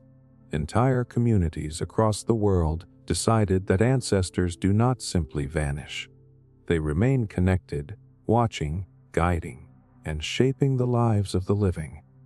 And what makes this so compelling is how often this belief appears without any shared communication, as if humans everywhere felt the same pull to stay linked to their origins. What stands out first is the emotional similarity in how different societies treat their ancestors. In East Asia, families maintain altars where offerings of food, incense, and remembrance keep the relationship alive. In parts of Africa, ancestors are believed to serve as intermediaries between the living and the spiritual world. Indigenous groups in the Americas honor past generations through ceremonies that protect the land because the land itself carries memory. In the Pacific Islands, lineage is woven into identity so tightly that ancestors are seen as ongoing members of the community rather than distant figures. Even in ancient Europe, People buried objects with loved ones to ensure they carried comfort into the next realm. These cultures did not coordinate these ideas. They simply recognized the same emotional truth. Humans do not like to feel disconnected from the people who shaped them. The shocking realization is how consistent the function of ancestor worship is across all these places. It is not just about honoring the dead. It is about creating a stable foundation in a world that often feels chaotic. When you believe your ancestors are watching over you, the world becomes less random. The crops that grow, the journeys that go well, the conflicts that resolve peacefully all feel supported by something larger than yourself. That sense of unseen backing strengthens communities. It reinforces identity. It binds families together long after individual members have passed. There is also a psychological mechanism at work that explains why this idea survived for thousands of years. People need continuity. We need to know that our lives are part of a story that stretches backward and forward. Ancestor traditions give that to us. They remind us that we did not appear out of nowhere. Our traits, our strengths, our fears, our habits all have roots. When people perform rituals that connect them to their ancestors, they are really grounding themselves in a larger narrative. It is a way to steady the mind, especially during moments of uncertainty or grief. Another fascinating pattern is how ancestor traditions shape moral behavior. In many cultures, people believe their ancestors are not only watching, but evaluating their choices. This creates a powerful internal compass. You are not just living for yourself. You are honoring a legacy. When someone behaves generously, courageously, or with integrity, they are seen as reflecting the strength of their lineage. When someone behaves selfishly or recklessly, they risk dishonoring the people who came before them. This belief becomes an invisible social structure, guiding behavior long before written laws or formal systems of accountability existed. But ancestor worship is not only about duty. There is comfort in it. A person dealing with loss can feel that the relationship continues in a new form. The loved one is not gone. They have transitioned into a role that is still meaningful. Many cultures describe ancestors as protectors, advisors, or guardians who step in when times become difficult. That emotional support is powerful. It makes grief feel less final and life feel less lonely. Another interesting detail is how these traditions always involve the same physical gestures. Lighting a flame, offering food, speaking names aloud, tending specific plants or stones or memorial spaces. These actions help people externalize their emotions. When you do something with your hands, your mind relaxes. Ritual becomes a form of emotional regulation. It turns the abstract pain of loss into something you can interact with. And because these gestures repeat across generations, they create a sense of belonging. You are doing what your parents did, and what their parents did, and what ancestors centuries before them did. What is most mysterious is how ancestor traditions survive even in modern life. Families still gather at grave sites. People still speak to loved ones who are no longer here. Objects passed down through generations still hold emotional power. Even people who do not follow a specific tradition often keep photos or memories in a place of honor. We like to think we have moved beyond ancient practices, but the truth is something inside us still reaches backward. We still want to feel connected. We still want to believe that the people who shaped us remain part of our story. When you look at all these traditions side by side, you see the same instinct. A refusal to let the past dissolve. A desire to stay rooted. a feeling that life is richer when it includes those who came before, and cultures across the world, without ever speaking to each other, answered that instinct in the exact same way. The mystery of widespread shape-shifting myths. There is something strangely familiar about the idea that a person is not always what they appear to be. You hear it in stories from cultures that never traded a single idea. A traveler in one place becomes a wolf at night.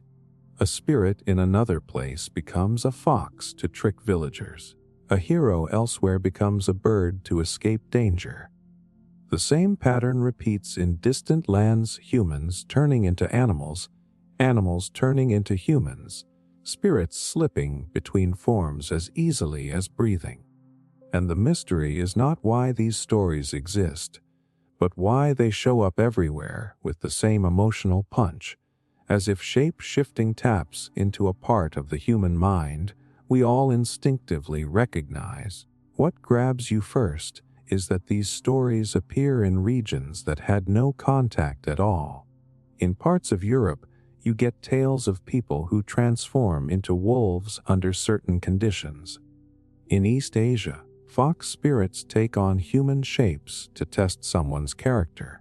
In Africa, stories describe powerful figures who can become lions or serpents when needed. Across the Americas, shape-shifting is woven into creation stories, survival stories, morality stories. And in the Pacific, legends describe beings who slip between the human world and the animal world whenever harmony is at stake. Different environments, different animals, different reasons, but the same idea persists. Identity is not fixed. The real shock hits when you realize how similar the emotional roles of these myths are. Shape-shifters are rarely just random fantasy creatures. They serve a purpose. Sometimes they are warnings. Sometimes they are protectors. Sometimes they are mirrors reflecting the part of the human psyche that does not always behave like we expect. These stories blur the line between what we show and what we hide. And that confusion feels universal, because people everywhere experience moments when they do not feel like themselves, or when someone else seems to reveal a side you never expected. There is also a deep psychological reason behind these myths. Humans have always been observers of nature. Before modern science, people watched animals and saw traits they recognized in themselves.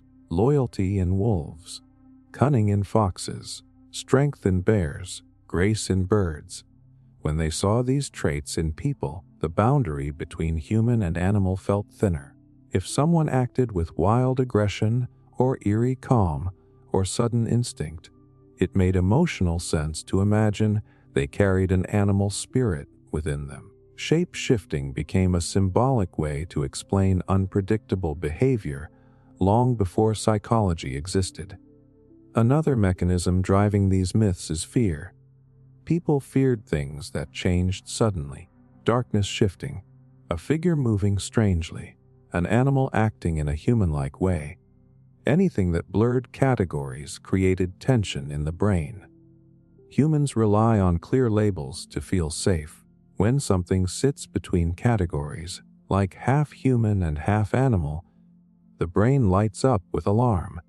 Many shape-shifting myths reflect that discomfort. They warn people to pay attention, to stay alert, to remember that danger often arrives disguised.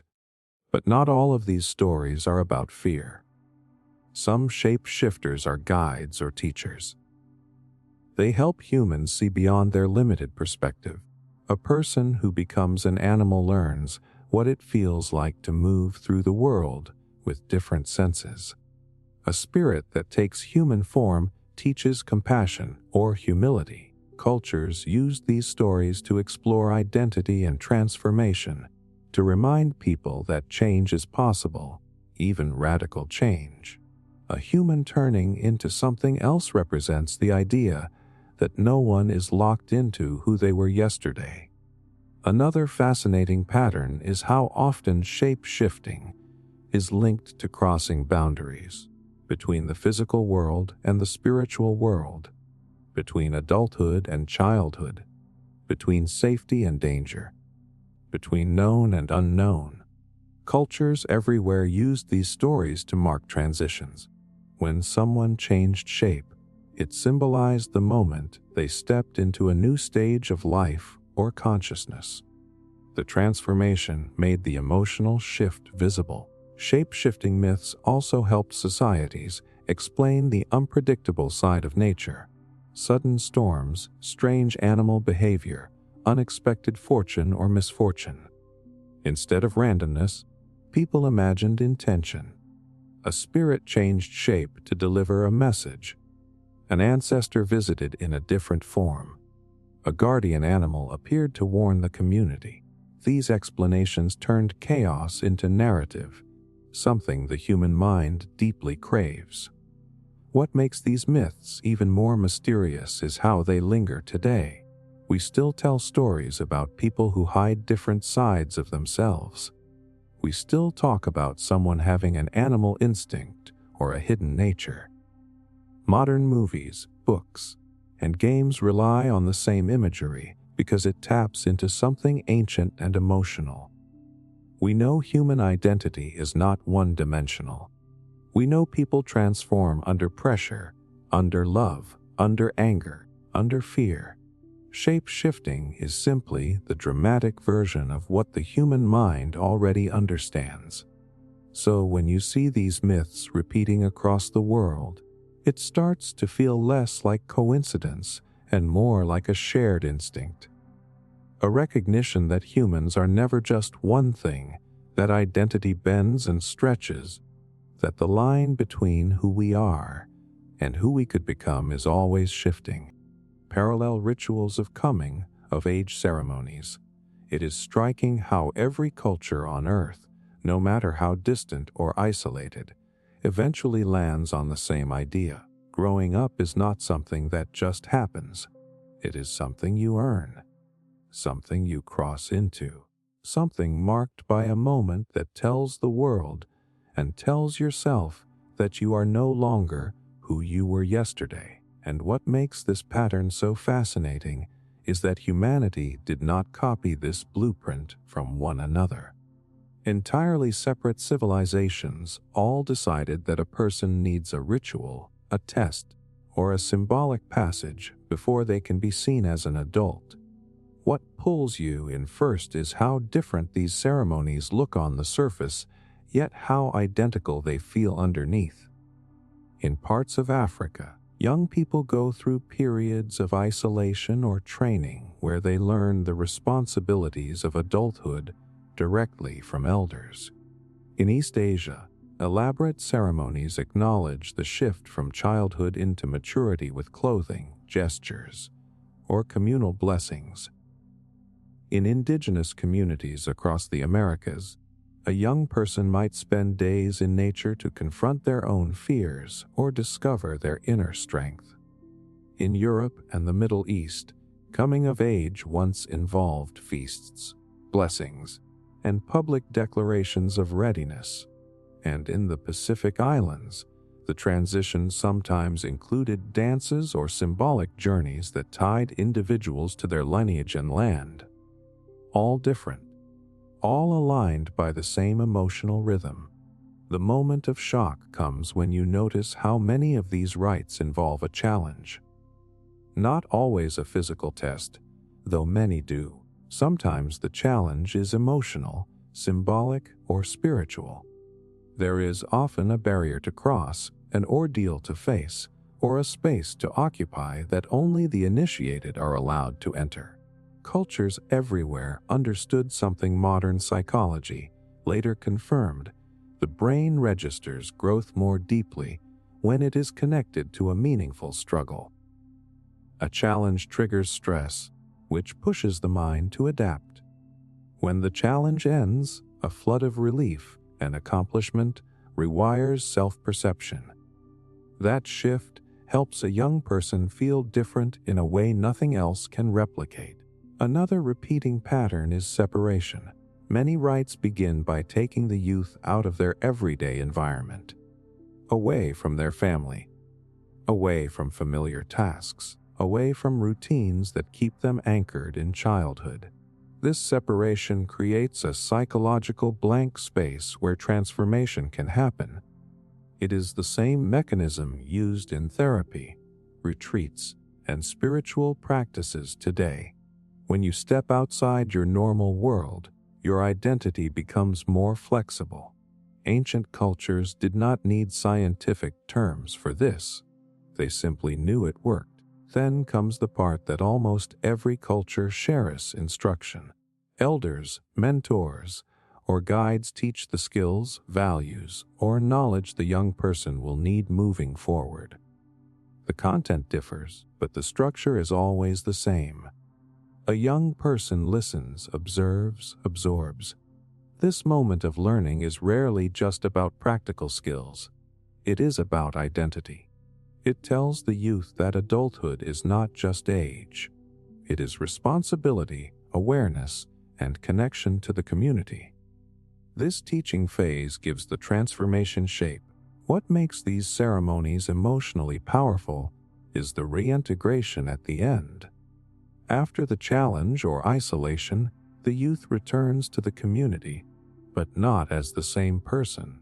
There is usually a celebration, a blessing, or a public acknowledgement that marks the transition. The community witnesses the change. They agree to see this person differently. That collective recognition reinforces the new identity in a way that private change never could. Humans rely on social cues to understand who they are. When a community treats you as an adult, you feel like one. There is another subtle layer that cultures everywhere understood: coming-of-age rituals reduce anxiety. Growing up is confusing. Your body changes. Your mind changes. Your role shifts.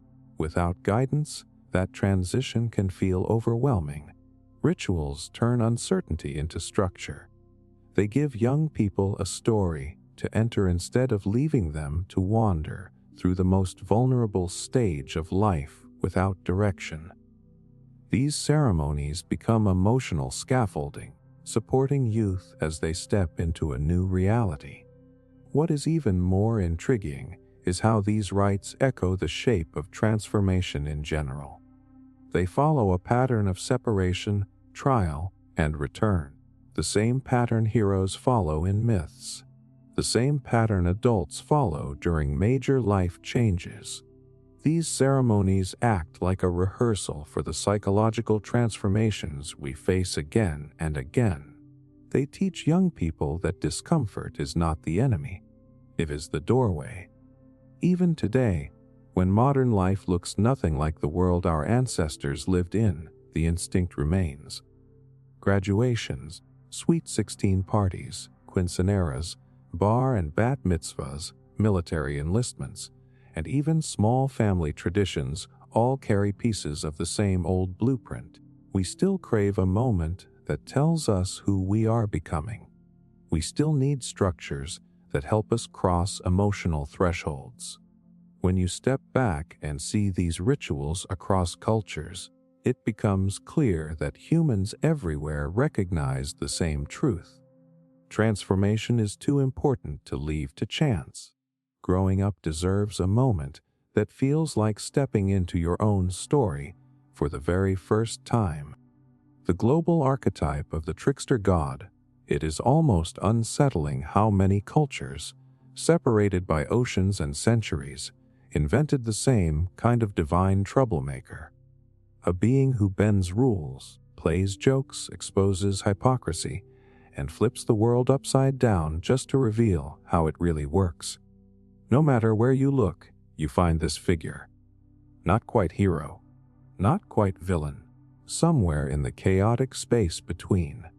And it makes you wonder why humanity keeps creating the same mischievous archetype without ever comparing notes. What strikes you first is the emotional flavor of these trickster gods. In West Africa, The clever spider who outsmarts everyone becomes a symbol of wit over power. In parts of the Americas, a coyote teaches lessons through mistakes that are both hilarious and painful.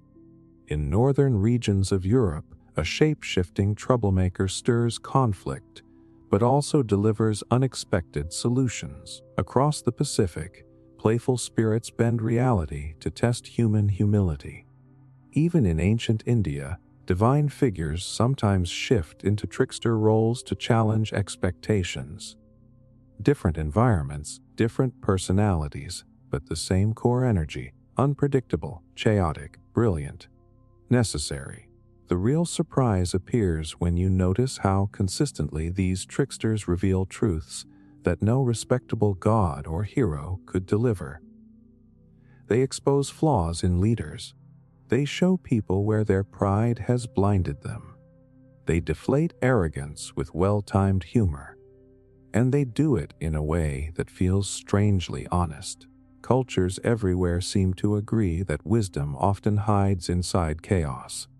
That laughter can teach what sermons cannot. That a world without disruption becomes stagnant. The trickster steps in precisely at the moment when things feel too rigid and shakes everything loose. Psychology actually explains why this archetype keeps appearing. Humans naturally avoid information that challenges their beliefs. When someone tells you something uncomfortable directly, the brain defends itself. But when the truth arrives wrapped in humor or absurdity, those defenses fall away. The message slips in through the side door. Trickster gods operate exactly like that. They soften the blow of uncomfortable truths by making people laugh first. Ancient cultures did not use scientific language, but they understood this instinctively. They created figures who taught through disruption because disruption works. Another reason these beings show up everywhere is that they embody contradictions, and humans love contradictions. We feel brave one moment and terrified the next. Wise one day and foolish the next. Loyal until temptation pulls us sideways. People are messy, so it makes sense that cultures created gods who are just as messy. Tricksters reflect the parts of us we rarely talk about: the impulsive part, the curious part, the rebellious part, the part that wants to break rules just to see what happens. Instead of hiding these traits, ancient stories gave them a face. What makes the trickster archetype even more powerful is how often these gods are responsible for creation or transformation. They steal fire for humanity. They invent language. They bring knowledge, sometimes by accident. Their chaos opens the door to progress. Cultures all over the world recognized that growth rarely comes from comfort. It comes from tension, mistakes, and unpredictable shifts. The trickster becomes the force that moves the world forward, even when the world is not ready. There is also a political function woven into these myths. The trickster often challenges authority figures, mocks kings, and humbles the powerful. This gave ordinary people a safe way to express frustration in societies where speaking against leaders could be dangerous. By laughing at the trickster's antics, communities laughed at the injustices around them without needing to revolt. Humor became a pressure valve, releasing tension and keeping balance. Another fascinating pattern is that tricksters are never purely chaotic. They carry a strange loyalty to humanity. They break rules but reveal wisdom. They create problems but offer insight. They embarrass people but help them grow. This dual nature reflects something deep in the human experience. We learn the most from the moments that disrupt us. The trickster embodies that uncomfortable truth. Even today, the archetype has not disappeared. Modern stories still rely on characters who stir trouble, poke holes in illusions, and expose uncomfortable realities. Comedians, anti-heroes, and rebellious characters all carry the spirit of the old trickster gods. They call out hypocrisy with boldness others do not dare to use. People are drawn to them because they make complexity feel honest. When you step back and look at these myths across cultures, a clear pattern appears. Humanity keeps reinventing the trickster because we need that energy. We need someone to challenge the rules. We need someone to poke at the cracks we pretend not to see. And we need someone who can pull truth out of chaos with a grin on their face. The trickster god is the reminder that sometimes wisdom arrives wearing a smirk, and sometimes the world only changes when someone is bold enough to break the script. Prophecy traditions that mirror each other. It is strange how so many cultures, without ever meeting each other, ended up telling the same kind of story about the future. A story where someone steps forward claiming to see what others cannot. A warning, a vision, a glimpse of destiny. And the really wild part is that these prophecies almost always follow the same emotional rhythm. They start with a moment of revelation, shake people awake with a prediction that feels too big to ignore, and then settle into the quiet tension of maybe it will happen and maybe it will not. Humanity keeps repeating this pattern like it is stitched into our collective imagination. What immediately grabs you is how these prophetic traditions pop up in places that share no language, no borders, no cultural exchange. In deserts where survival depended on knowing when the next storm would hit. In icy regions where every small decision determined whether a community lived through winter. In island cultures watching the horizon for signs of danger. People in all these places turned to someone who claimed to see beyond the ordinary.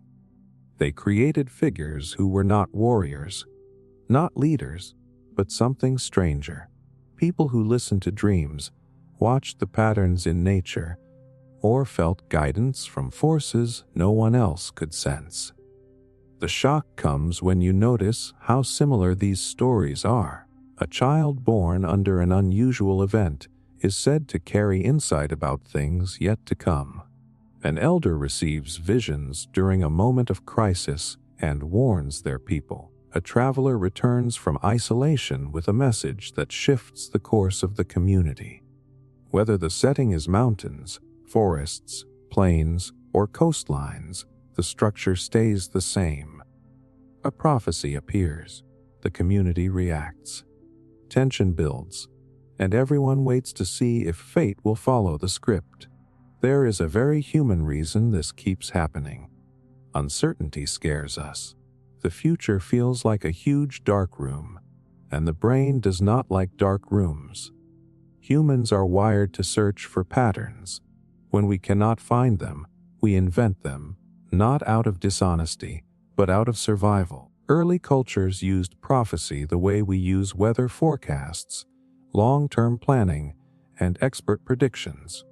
Except they did not have complex tools or recorded data. They only had narratives. Stories become maps, and a prophecy is basically a map with emotional weight behind it. Another layer to this mystery is how these prophecies often serve as moral instructions. A vision warns of disaster if people lose their unity. A dream describes what happens when greed spreads. A seer predicts hardship if traditions break down. Most prophecies are less about predicting weather or events, and more about holding a community together. The future becomes a mirror of present behavior. If people drift too far from what makes life stable, the prophecy becomes a reminder to return. Cultures everywhere figured out that people take warnings more seriously when they imagine them coming from beyond the ordinary. But the validation for why these traditions persist goes even deeper. Prophecy gives people something they crave, a feeling of control. Even when the world is unpredictable, Knowing that someone supposedly sees the road ahead makes chaos feel manageable. Psychological studies today show that when people feel powerless, they turn toward any information that promises clarity, even if that information is vague or symbolic. Ancient cultures tapped into this instinct long before science gave it a name. Prophecy offered a sense of direction when everything else felt unstable. There is also something fascinating about how these stories transform over time. Prophecies rarely stay the same across generations. Each retelling bends the message to fit the moment. A warning that once applied to famine becomes a warning about war. A prediction about social collapse becomes a metaphor for a community losing its identity. The core remains, but the surface shifts. This adaptability is exactly why prophecy myths spread so widely and last so long. They stretch to fit whatever crisis a culture faces. And at the center of it all is this almost universal belief that the future leaves clues. People across continents looked at the sky, the land, the seasons, the emotions they felt during quiet, solitary moments, and believed something was speaking to them. Maybe it was nature. Maybe it was ancestors. Maybe it was the spirit world. But the message was always the same. Pay attention. The world is trying to tell you something. When you look at these traditions side by side, you start to realize they are less about predicting what will happen and more about confronting who we are. Prophecy becomes the story we tell ourselves when we want meaning to exist inside the unknown, and cultures around the world, separated by impossible distances, reached the exact same conclusion. Similar tales of sacred trees and life trees. There is something almost magnetic about how so many cultures, thousands of miles apart, built their deepest stories around a single image, a tree that is not just a tree, a living bridge between worlds, a source of life, memory, and meaning. And when you see this idea surfacing again and again in deserts, in rainforests, in frozen tundra, in ancient grasslands, you realize people everywhere were reaching for the same symbol long before they ever knew anyone else shared it. What pulls you in first is how personal these stories feel. In some regions, the life tree is described as the center of existence, the axis that holds everything together. In other places, it grows at the edge of the world where daylight touches the realm of spirits. Sometimes it stands tall in the middle of paradise. Sometimes it rises from the deepest underworld, but the emotion behind each version is the same. This tree anchors reality. This tree contains the mystery of why anything exists at all. Then the shock hits. These cultures did not trade stories. They did not share languages or travel routes or religious movements. Yet their myths line up with almost eerie precision. A cosmic tree whose roots reach into hidden realms. A trunk that anchors the world of humans.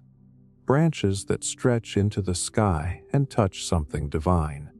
It is the same structure drawn on rock walls, carved into temples, whispered in bedtime stories, mapped into sacred rituals. You start to wonder how people with completely different histories ended up imagining the same cosmic architecture. Scientists actually found a clue that makes this pattern even more interesting. Humans are naturally drawn to branching shapes. Our brains recognize branching patterns because they appear in blood vessels, rivers, lightning, and even the neurons that let us think. A branching structure feels like life itself. So, when ancient people looked for a symbol big enough to explain existence, the shape of a tree made intuitive sense. It mirrored everything inside them and around them. They did not need to share ideas across continents. Their brains were wired to land on the same symbol. But there is another element that makes sacred tree myths so universal. Trees were some of the earliest things humans trusted. They offered shelter, fruit, medicine, shade, firewood, and a sense of stability in a world that was constantly changing. A tree could outlive a generation. It could be the one living witness to the entire history of a community. When you rely on something that deeply, you start to see it as more than a plant. You start to feel it as a guardian. Many of these stories also use the life tree as a doorway. It becomes the meeting point where humans can peek beyond their own world. People climb it in dreams. Spirits descend through its branches. Ancestors gather at its roots. The tree becomes the map of existence before maps ever existed. And what is even more striking is how often this tree represents connection. Connection between neighbors, connection between generations, connection between the living and the dead. Cultures everywhere seem to sense that survival depended on unity, so they created a symbol that visually embodied it. There is also a psychological reason this symbol sticks. Humans need a narrative that explains growth, transformation, and decay. A tree does all of that in front of our eyes. It starts from something tiny, it pushes upward, it reaches outward, it overcomes storms. It dies slowly and becomes part of the soil that feeds new life. Every phase of existence is there in one organism. For ancient storytellers, that made the tree a perfect metaphor for the human journey. What really validates the universality of this myth is how it still appears today. Modern stories keep returning to enchanted forests, world trees, and symbols of branching life. People make family trees to understand their history. Meditations use the image of growing roots to feel grounded. Even in cities made of steel and concrete, the life tree remains one of the most recognizable and comforting symbols we have. In the end, the reason so many cultures built sacred stories around a life tree might be simple. Humans needed a way to understand the mystery of being alive. They needed a symbol that felt ancient, steady, and honest. And the tree was always right there, growing quietly, reminding every generation that life is deeper, more connected, and more mysterious than it looks. Appearances of flooding, creation, and destruction cycles. It is strange how many ancient stories begin with water swallowing everything, or fire tearing through the world, or the ground ripping open so a new reality can rise from the wreckage. You see these cycles of flooding, creation, and destruction everywhere, from early river valley civilizations to isolated mountain tribes to cultures that never even knew the others existed. And the wild part is that they all describe the same rhythm. A world is born, it thrives, it collapses, and from the ruin something new appears. People across the globe felt this pattern in their bones long before science explained anything about climate shifts or geological cycles. What grabs you first is how emotionally vivid these stories are. They do not just talk about a natural disaster. They talk about a moment when the world resets itself, almost like reality has a heartbeat that occasionally skips. In some places, the story begins with an ocean stretching out in every direction until land slowly emerges.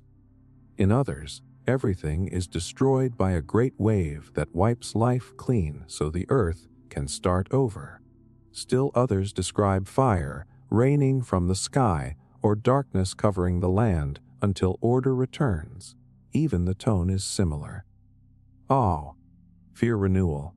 It is as if different cultures looked at chaos and all interpreted it as a sign that creation and destruction are part of the same cycle.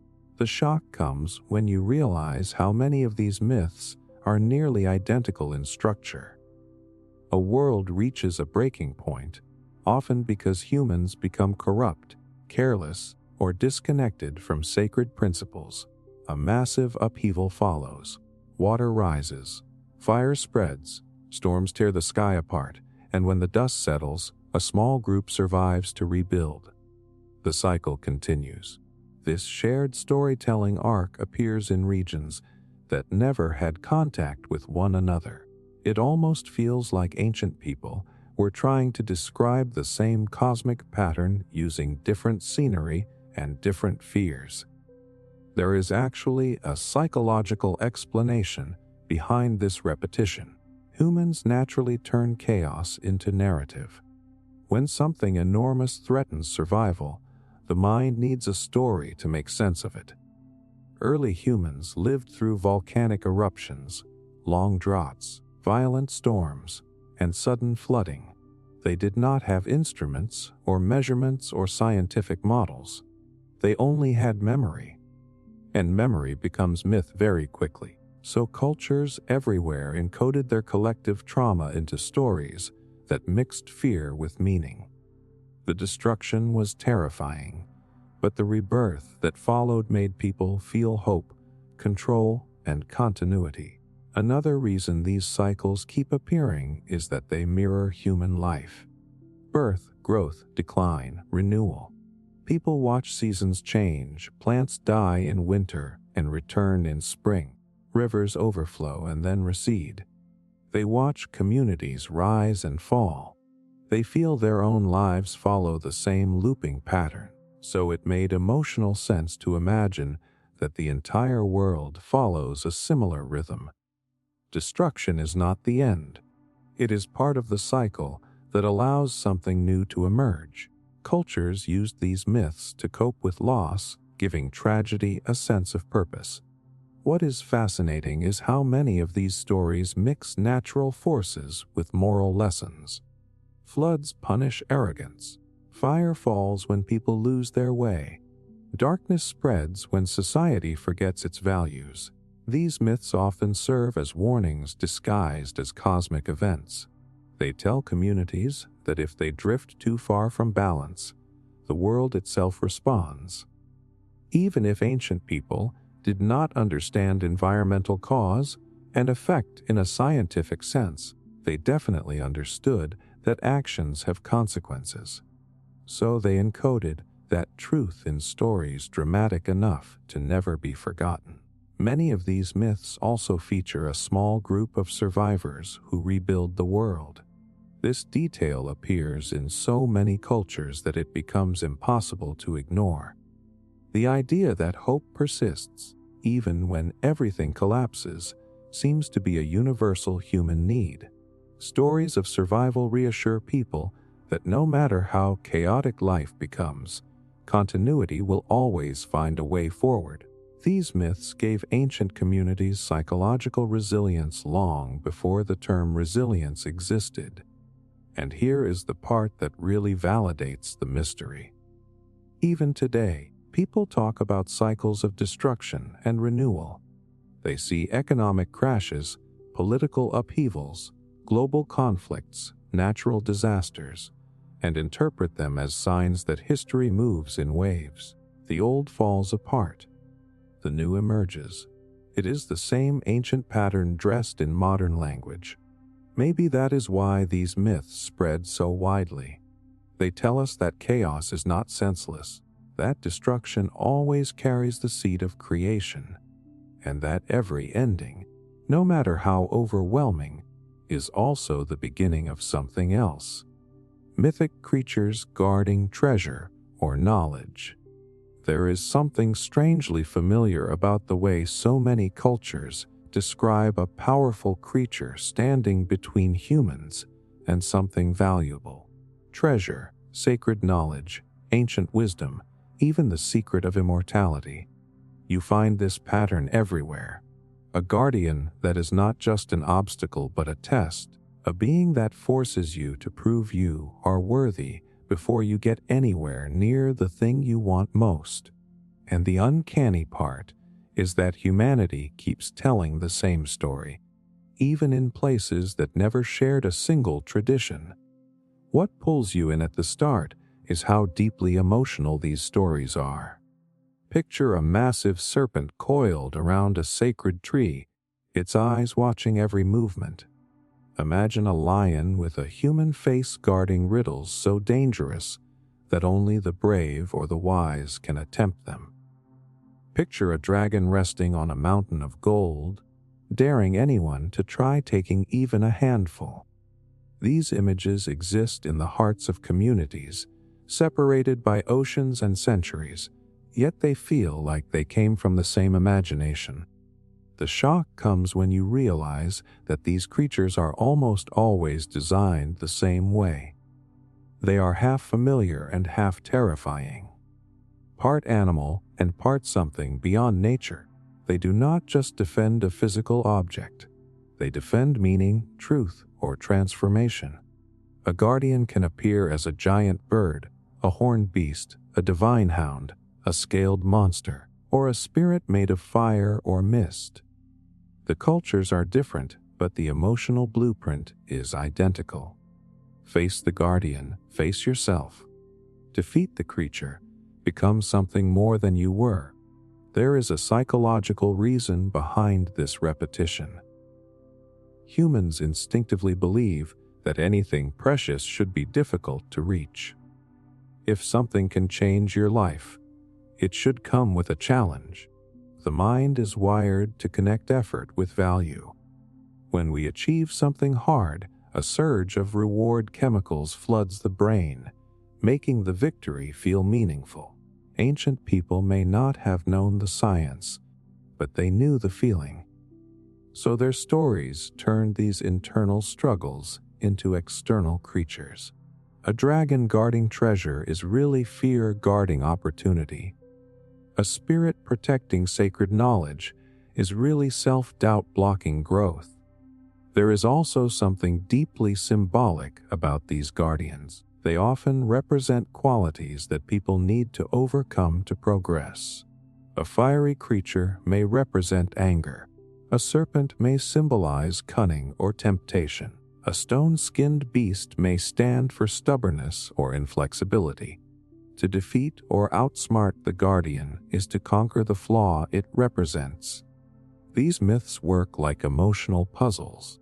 The treasure is always behind the creature, so the creature becomes the gate that forces transformation.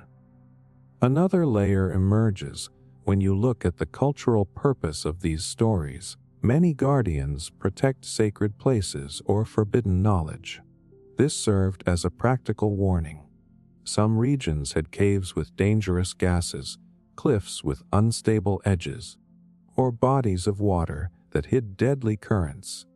Instead of explaining natural dangers in technical language, ancient people wrapped them in myth. A guardian creature kept the curious safe by turning risk into awe. If a cave was said to house a giant serpent, people hesitated before entering. Myth served as both spiritual guide and survival manual. But what validates the universality of this idea is how many guardians are not defeated by strength alone. Some require intelligence, compassion, or humility. A hero might need to solve a riddle instead of winning a fight. They might need to show kindness or honesty. They might have to let go of greed to receive wisdom. These moments reveal what the cultures valued. Strength alone was never enough. The battle was internal long before it was external. Even in modern stories, the same pattern repeats. Treasure is guarded by monsters in fantasy worlds. Ancient knowledge is protected by hidden beings in adventure tales. Sacred organizations in modern fiction act like guardians standing between the hero and forbidden truth. The creature has simply shifted shape to match the times. When you step back and look at all these myths together, the mystery becomes clear. Across continents and centuries, humans kept dreaming up guardians because they needed a symbol for the challenges that stand between them and transformation. The creature represents the thing we fear, the thing we avoid, the thing we must confront to become someone new. And maybe that is why the myth refuses to fade. We still feel that anything truly valuable demands courage. We still sense that wisdom is something you earn, not something handed to you. The guardian is the universal reminder that before you reach treasure, before you reach truth, you must first face the thing inside yourself that says you cannot. Widespread legends of giants and colossal beings. It is strange how often ancient stories talk about beings so massive that mountains tremble under their footsteps. You hear these tales in frozen northern regions, in tropical islands, in ancient deserts, in mountain villages, and in places that had no chance of ever sharing ideas. Yet they all describe the same thing: giants, colossal beings, creatures so large and powerful that they feel like they belong to an earlier version of the world. And you start wondering why humanity across every corner of the planet kept imagining the same oversized figures long before anyone could compare myths. What pulls you in right away is the emotional weight behind these stories. These giants are never casual background characters. They shape landscapes. They create valleys when they fall. They stack stones that become mountains. They leave footprints so big they look like lakes.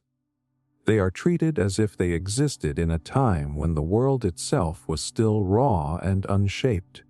And that feeling of an earlier, wilder age appears everywhere. People in completely different cultures imagined these beings as if they all remembered the same ancient echo. Then the shock sets in. These tales are almost always built the same way. A time long ago when enormous beings roamed the earth. A clash between these beings and the much smaller humans. A moment when the giants either vanish, fade away, or are defeated. And finally the world transitions into the age of ordinary people. This arc appears in old tales from distant corners of the world. Nobody traded these stories. Nobody shared a global narrative. And yet everyone described the world passing through a giant age before reaching the human age. There is a deep psychological reason behind this. Humans instinctively look for explanations when they see massive natural features. A cliff that towers over a village. A huge boulder balanced on another. A distant mountain shaped like a face. Before science offered explanations about erosion or tectonic movement, ancient people used narrative. Something big must have placed that stone. Something powerful must have shaped that ridge. The mind fills in the gaps, not out of naivety, but out of a natural drive to understand the environment. So cultures created colossal beings to explain colossal landscapes. There is also something symbolic about giants. They often represent forces larger than human life. Storms, floods, violent seasons, or overwhelming societal challenges. People turned those overwhelming forces into characters so they could emotionally understand them. A giant is not just a being. It is fear made visible. It is awe given a body. It is the idea that some challenges feel so huge that they might as well be a creature towering over you. When a community survived a disaster, the story easily transformed into a tale of a giant defeated or driven away. Another layer behind these myths comes from the way ancient people viewed strength. A giant is the ultimate exaggeration of physical power. But these stories rarely glorify that strength. More often, they warn against relying on it. You constantly see giants who do not understand subtlety or humility. They break what they do not intend to break. They harm without meaning to. They act without thinking. And they usually fall not because someone stronger appears, but because someone smarter, quicker, or more adaptable outmaneuvers them. Cultures everywhere seem to send the same message. Strength without wisdom collapses under its own weight. Some researchers believe these stories also emerged from encounters with old bones of large animals. Ancient people discovered the remains of mammoths, enormous prehistoric rhinos, or giant extinct species. Without scientific knowledge, the imagination fills in the rest. A massive thigh bone looks like it belonged to a colossal humanoid. A giant skull from a long-vanished animal becomes evidence of a lost age. And once a story starts, it spreads through generations because it captures something emotionally satisfying. But what validates how universal this archetype is comes from the role giants play in these myths. They almost always stand at the threshold between chaos and order. They mark the beginning of something. They mark the end of something. They are the last guardians of an old world and the final obstacle before a new world can begin. Before humans take control of their destiny, they must overcome whatever giant stands in their way. This narrative appears so frequently that it starts to feel like a shared psychological blueprint. Even today, the fascination with giants has not faded. People imagine colossal beings in stories, games, movies, and modern folklore.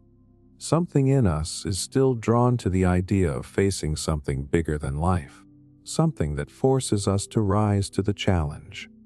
When you step back and look at these legends as a whole, a clear pattern emerges. Humanity keeps imagining giants because giants represent the moment we confront forces that seem too big for us to handle. And the consistent outcome in these stories is that humans endure. They adapt, they outthink, they survive. Maybe that is the real heart of these myths. They remind us that even when the challenge feels colossal, there is always a way forward. Shared beliefs in curses across unconnected cultures. It is almost eerie how many cultures, separated by oceans and thousands of years, ended up believing in the same invisible force. A curse, a spoken danger, a shadow of intention that clings to a person, a family, or a place. You see it in mountain villages, desert communities, ancient cities, and coastal tribes. People who never met, never traded stories, never shared beliefs, all agreed on one thing. Someone can aim harm at you without ever touching you.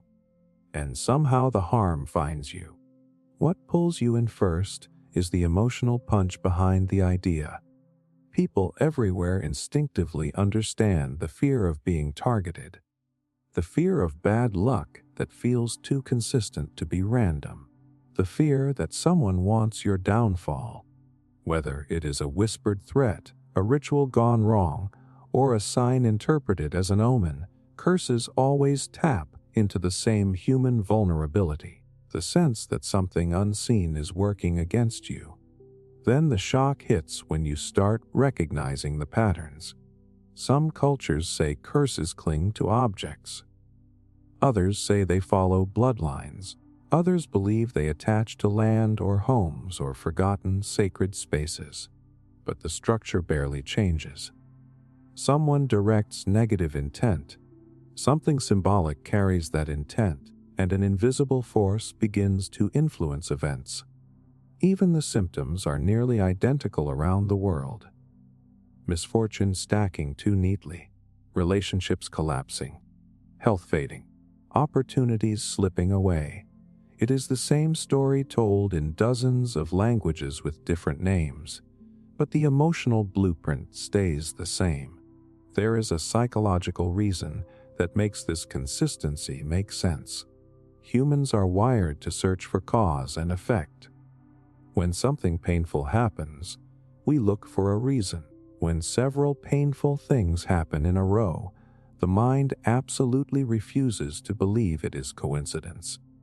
Studies show that when people feel powerless, their brains start to form connections that might not be real but feel meaningful. This is not ignorance. It is a survival mechanism. The brain would rather create an explanation than face uncertainty.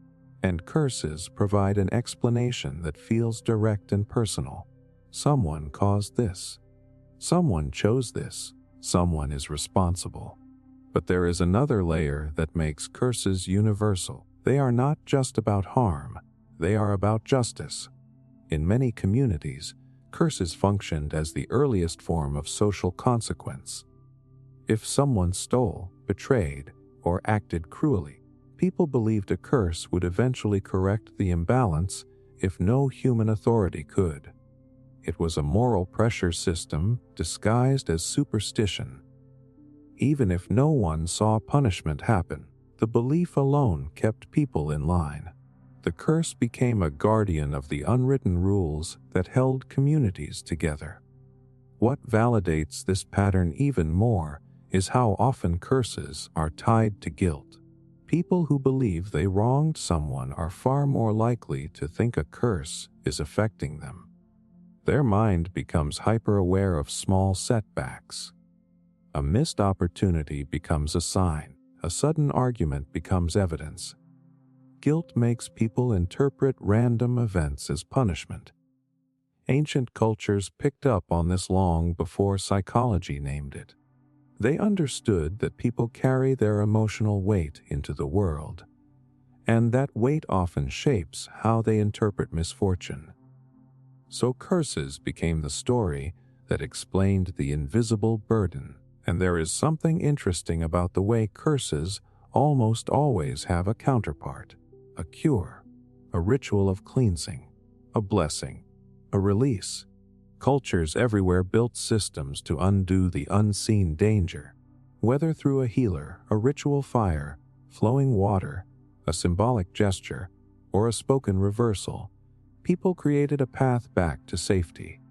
The curse itself was frightening, but the idea of a cure made the fear manageable. It is the same emotional logic as facing illness. The belief in a way out gives people the strength to endure. Even today, the idea has not gone away. People talk about bad energy, toxic intentions, or lingering negativity. They might not use ancient language, but the emotional mechanics are exactly the same. When something feels wrong in a string of events, people look for a source. They look for a reason behind the chaos. When you step back and look at all these stories across continents, a pattern becomes undeniable.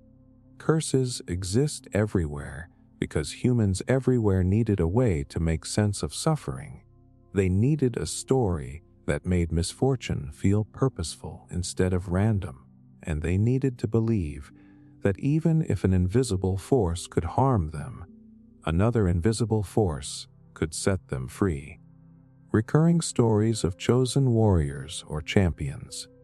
There is something powerful about how so many cultures, completely isolated from one another, ended up imagining the exact same kind of person, a chosen warrior, a destined champion, someone pulled out of ordinary life because the world needs them.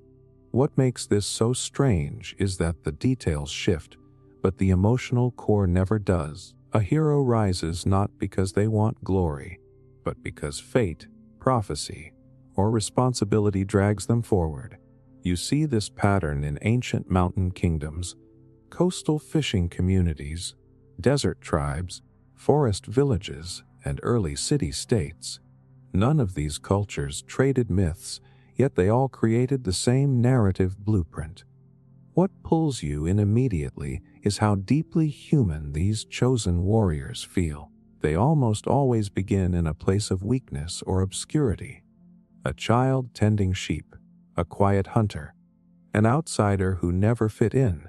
Sometimes they come from a troubled family. Sometimes they face rejection or loss. Sometimes they are marked by a strange birth or a symbolic sign. Cultures everywhere seem obsessed with the idea that greatness hides where no one expects it, and this beginning sets the emotional foundation for everything that follows. If someone ordinary can become extraordinary, then maybe the listener can too. Then the shock appears when you notice how consistently these characters receive a calling. It might be a prophetic dream. It might be a spiritual encounter. It might be a challenge that no one else can face. Whatever the trigger is, the structure repeats across continents. The chosen one does not leap at the opportunity. They hesitate. They doubt. They ask why them. And the hesitation is crucial. It makes the warrior relatable. It reinforces the idea that courage is not an inherited trait, but a decision. Cultures all over the world understood this without ever speaking to each other. There is a psychological explanation behind this repetition. Humans are wired to look for models of behavior. When life becomes frightening or chaotic, people latch onto stories about individuals who step forward despite fear. These stories help the mind simulate bravery. They create emotional rehearsal. By listening to a tale of a chosen warrior who overcomes uncertainty, people feel like they have gained courage themselves. Even early communities understood this intuitively. They created warriors who reflected the inner battles everyone faces. But what makes this pattern even more compelling is how these chosen warriors rarely fight only physical threats. They battle personal flaws, pride, impulse, doubt, anger, temptation. Many cultures portray the champion not as a perfect being, but as someone who must overcome something within before they can defeat anything outside. A warrior who cannot conquer fear cannot conquer monsters. A warrior who cannot master their heart cannot lead others. These myths teach that the real fight starts long before the battlefield. Another universal detail is the presence of mentors. Nearly every chosen warrior meets a guide who offers wisdom or tools: an elder, a spirit, a teacher, a mysterious wanderer. This figure often appears at the exact moment the warrior is about to give up. And again, this is not a coincidence. Humans naturally seek support when facing overwhelming challenges. The mentor character becomes a symbolic version of what people need in real life: encouragement, knowledge, perspective. Someone who believes in them before they believe in themselves. What really validates the mystery is how these stories always lead to a moment of transformation. The champion discovers something about themselves that shifts everything. Sometimes it is a hidden talent. Sometimes it is unwavering loyalty. Sometimes it is the realization that they are not fighting for glory, but for the people they love. After this turning point, the chosen warrior rises into their role fully. Cultures everywhere seem to agree that identity is not something you inherit. It is something you grow into, and the ending is nearly always the same. The chosen warrior faces a challenge that no one else can. A monster, a tyrant, a curse, a rival tribe, a cosmic threat. They confront it with everything they have gained through the journey. Whether they survive or fall varies from culture to culture, but the message does not. The champion becomes larger than their own story. They become a symbol that outlives them. Even today, this archetype refuses to fade. Modern stories still revolve around unlikely heroes who rise from nothing to become protectors, leaders, or saviors. People keep returning to this narrative because it speaks to something ancient inside us. The belief that destiny is not about being born special. It is about becoming someone who can carry the weight of responsibility. When you look at these recurring warrior myths across the globe, the pattern becomes unmistakable. Humanity keeps creating chosen champions because we want to believe that ordinary people can rise to extraordinary challenges. And somewhere deep down, we hope that if the world ever calls on us, we will be brave enough to answer. Universal myths explaining solar and lunar eclipses. There is something electrifying about the way ancient people reacted to an eclipse. Imagine standing in a world without modern science, where the sun or the moon suddenly disappears in the middle of a calm day or peaceful night. The light fades, the air shifts, animals freeze, and every instinct in your body screams that something is wrong. What makes this so fascinating is that cultures across the planet all created myths to explain this moment, and somehow their stories line up with almost uncanny precision, even though they never shared a single page of mythology. What pulls you in first is how dramatic these myths are.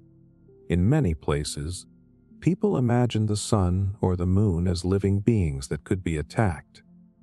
A great beast devouring the sun, a cosmic serpent swallowing the moon, a spirit dragging light into the underworld. In other regions, the eclipse becomes a sign of cosmic imbalance. The universe takes a breath, falters, and then tries to steady itself. In some stories, gods fight for dominance, and the eclipse is the moment when one manages to overpower the other. In others, it is a warning that humanity has drifted too far from harmony. No matter where you look, the eclipse becomes a moment when the ordinary world cracks open and something larger reveals itself. Then the shock hits you when you notice how similar these stories are. Giant creatures attacking the sun or moon appear everywhere. A celestial chase appears everywhere. A cosmic battle appears everywhere. Even the emotional tone remains the same. Fear followed by relief, panic followed by celebration, awe followed by gratitude.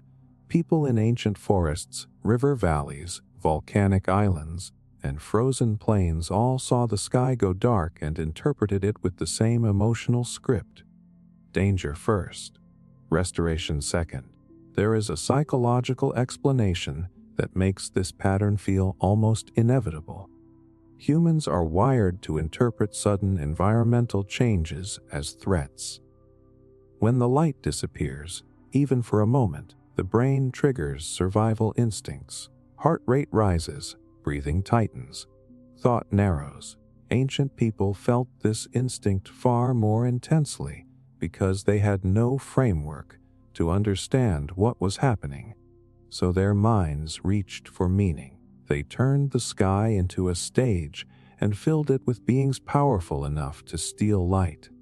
The fear became a story, and the story became tradition. Another layer appears when you consider how communities responded to these events. Many cultures developed rituals to drive away whatever was attacking the sun or moon. People shouted, drummed, clanged metal, or chanted in unison to scare off the cosmic threat. They believed that their noise and unity helped bring the light back. And here is the validating part. When the eclipse ended, the sun or moon returned, just as they hoped. This reinforced the belief that their actions mattered, that they had power over cosmic events. The ritual became proof of its own effectiveness. But the most fascinating part is how often these myths connect the eclipse to human behavior. In some traditions, an eclipse marks a moment when moral order is tested. Leaders face consequences. Communities reflect on their actions. The temporary darkness becomes a cosmic mirror. Ancient people did not have the language of psychology, but they deeply understood the impact of collective guilt, fear, and unity. They used the eclipse as a symbolic reset, a moment when the world reminds them to stay aligned with what truly matters. And then there are the stories that treat the eclipse not as a threat, but as a cycle of renewal. In certain cultures, the sun and moon chase each other eternally, and the eclipse is the brief moment when they touch, a cosmic reunion, a union of light and shadow. This interpretation taps into something universal, the idea that opposites need each other, that creation and darkness, life and rest, motion and stillness all exist in balance. Even without comparing notes, far separated societies landed on the same emotional truth. What really shows the universality of these myths is how modern people still feel a hint of ancient awe when they watch an eclipse. Even with all our scientific understanding, when the world suddenly darkens, something instinctive wakes up. Silence falls. People hold their breath. For a moment, the ancient fear returns mixed with wonder. It is the same feeling our ancestors turned into stories. When you look across these traditions, a clear pattern emerges. Humanity needed a way to make sense of a sky that suddenly changed. They needed a story big enough to explain the loss of light, and they needed hope that the light would return. So they created cosmic creatures, divine battles, and symbolic warnings. Different languages, different landscapes, same emotional blueprint. Maybe that is the real mystery. The sky darkens for a few minutes and humanity, everywhere, answered with the same instinct. A story to explain the fear, a ritual to restore the light, and a sense of wonder that never fully goes away. The repeated motif of the world ending by fire or water. It is wild how so many ancient cultures, separated by oceans and mountain ranges, kept returning to the same terrifying idea. The world does not just fade away gently. It ends in something massive, something violent, something elemental, either overwhelming fire or unstoppable water. And the strangest part is that these cultures were not passing stories to each other. They came up with the same two endings on their own, again and again. What grabs you immediately is how deeply emotional these visions are. Fire and water are opposites, but both represent forces humans cannot negotiate with. A flood that swallows everything, flames that burn the sky. These images do not feel like poetry. They feel like instincts. The kind of fear that lives in the spine, not the mind. When ancient people imagined the end of the world, they did not think about slow decay. They imagined the sudden erasing of everything familiar. Then the shock sets in when you notice how consistent these myths are. Across continents, communities dreamed of the same two catastrophic endings. Some believed an ancient flood had already wiped out a previous era and that it could happen again. Others pictured firestorms that would melt stone, scorch forests, and burn away entire ages of humanity. Even groups who lived in opposite environments told these stories. Desert dwellers feared a drowning world. Island communities feared a burning sky. Mountain tribes feared both. It is as if the human imagination instinctively gravitated toward these two choices, no matter the landscape. There is a psychological reason behind this repetition. Humans anchor their understanding of danger in the elements they cannot control. Water can nourish or destroy. Fire can warm or kill. Our ancestors watched storms, volcanic eruptions, tidal waves, and lightning strikes, and their brains learned that these forces had the power to wipe out everything. Modern psychology calls this threat imprinting. When something can end your community in a single moment, your mind stores that fear so deeply it becomes myth. Fire and water became symbols of total power, so cultures used them to imagine the collapse of the world itself. But it gets even more interesting when you look at how these myths often tie destruction to renewal. Many cultures did not picture the end as a final collapse. They saw it as a cleansing, a reset, a cycle where the world burns or floods and then emerges purified. In some traditions, humans become greedy or corrupt, and the universe responds with fire. In others, people forget the old ways, and the world answers with water. The disaster becomes a moral compass, a warning that the balance between humanity and nature can break. This idea reveals something raw and universal about how humans see themselves. Deep down, people everywhere sensed that society can drift out of alignment, that communities can become careless or destructive. The fire and water endings become symbolic punishments for collective mistakes. These myths let ancient people talk about guilt, responsibility, and consequences without pointing fingers. The world itself delivers the lesson. Another repeating thread is the belief that there will always be survivors. Even in stories of complete destruction, there is almost always a single family, a chosen pair, a protected village, or a small remnant saved by the gods. This detail is not random. Humans needed hope. They needed to believe that even in total devastation, some spark of life would continue. Psychologists call this continuity bias. We assume the future must contain some version of ourselves. So even the most apocalyptic myths include a seed for rebuilding. It is also striking how these visions reflect the environments of the people who imagined them. Coastal cultures feared waves taller than mountains because they had seen storms swallow shorelines. Groups near volcanoes imagined firestorms because they witnessed molten rock erase forests. People living near rivers watched floods reshape entire landscapes overnight. The myths took real danger and expanded it into cosmic scale. But what makes this mysterious is that even people who never saw these disasters still told the same stories. Something deeper than memory was shaping these fears. And even now, these old patterns still echo through modern storytelling. Movies, books, and theories swing between fiery apocalypses and drowned worlds. Despite all our scientific understanding, we still return to the same two endings that our ancestors feared. Fire that consumes, water that overwhelms. It is as if humanity carries these images in its bones. When you look across these cultures, one thing becomes impossible to ignore.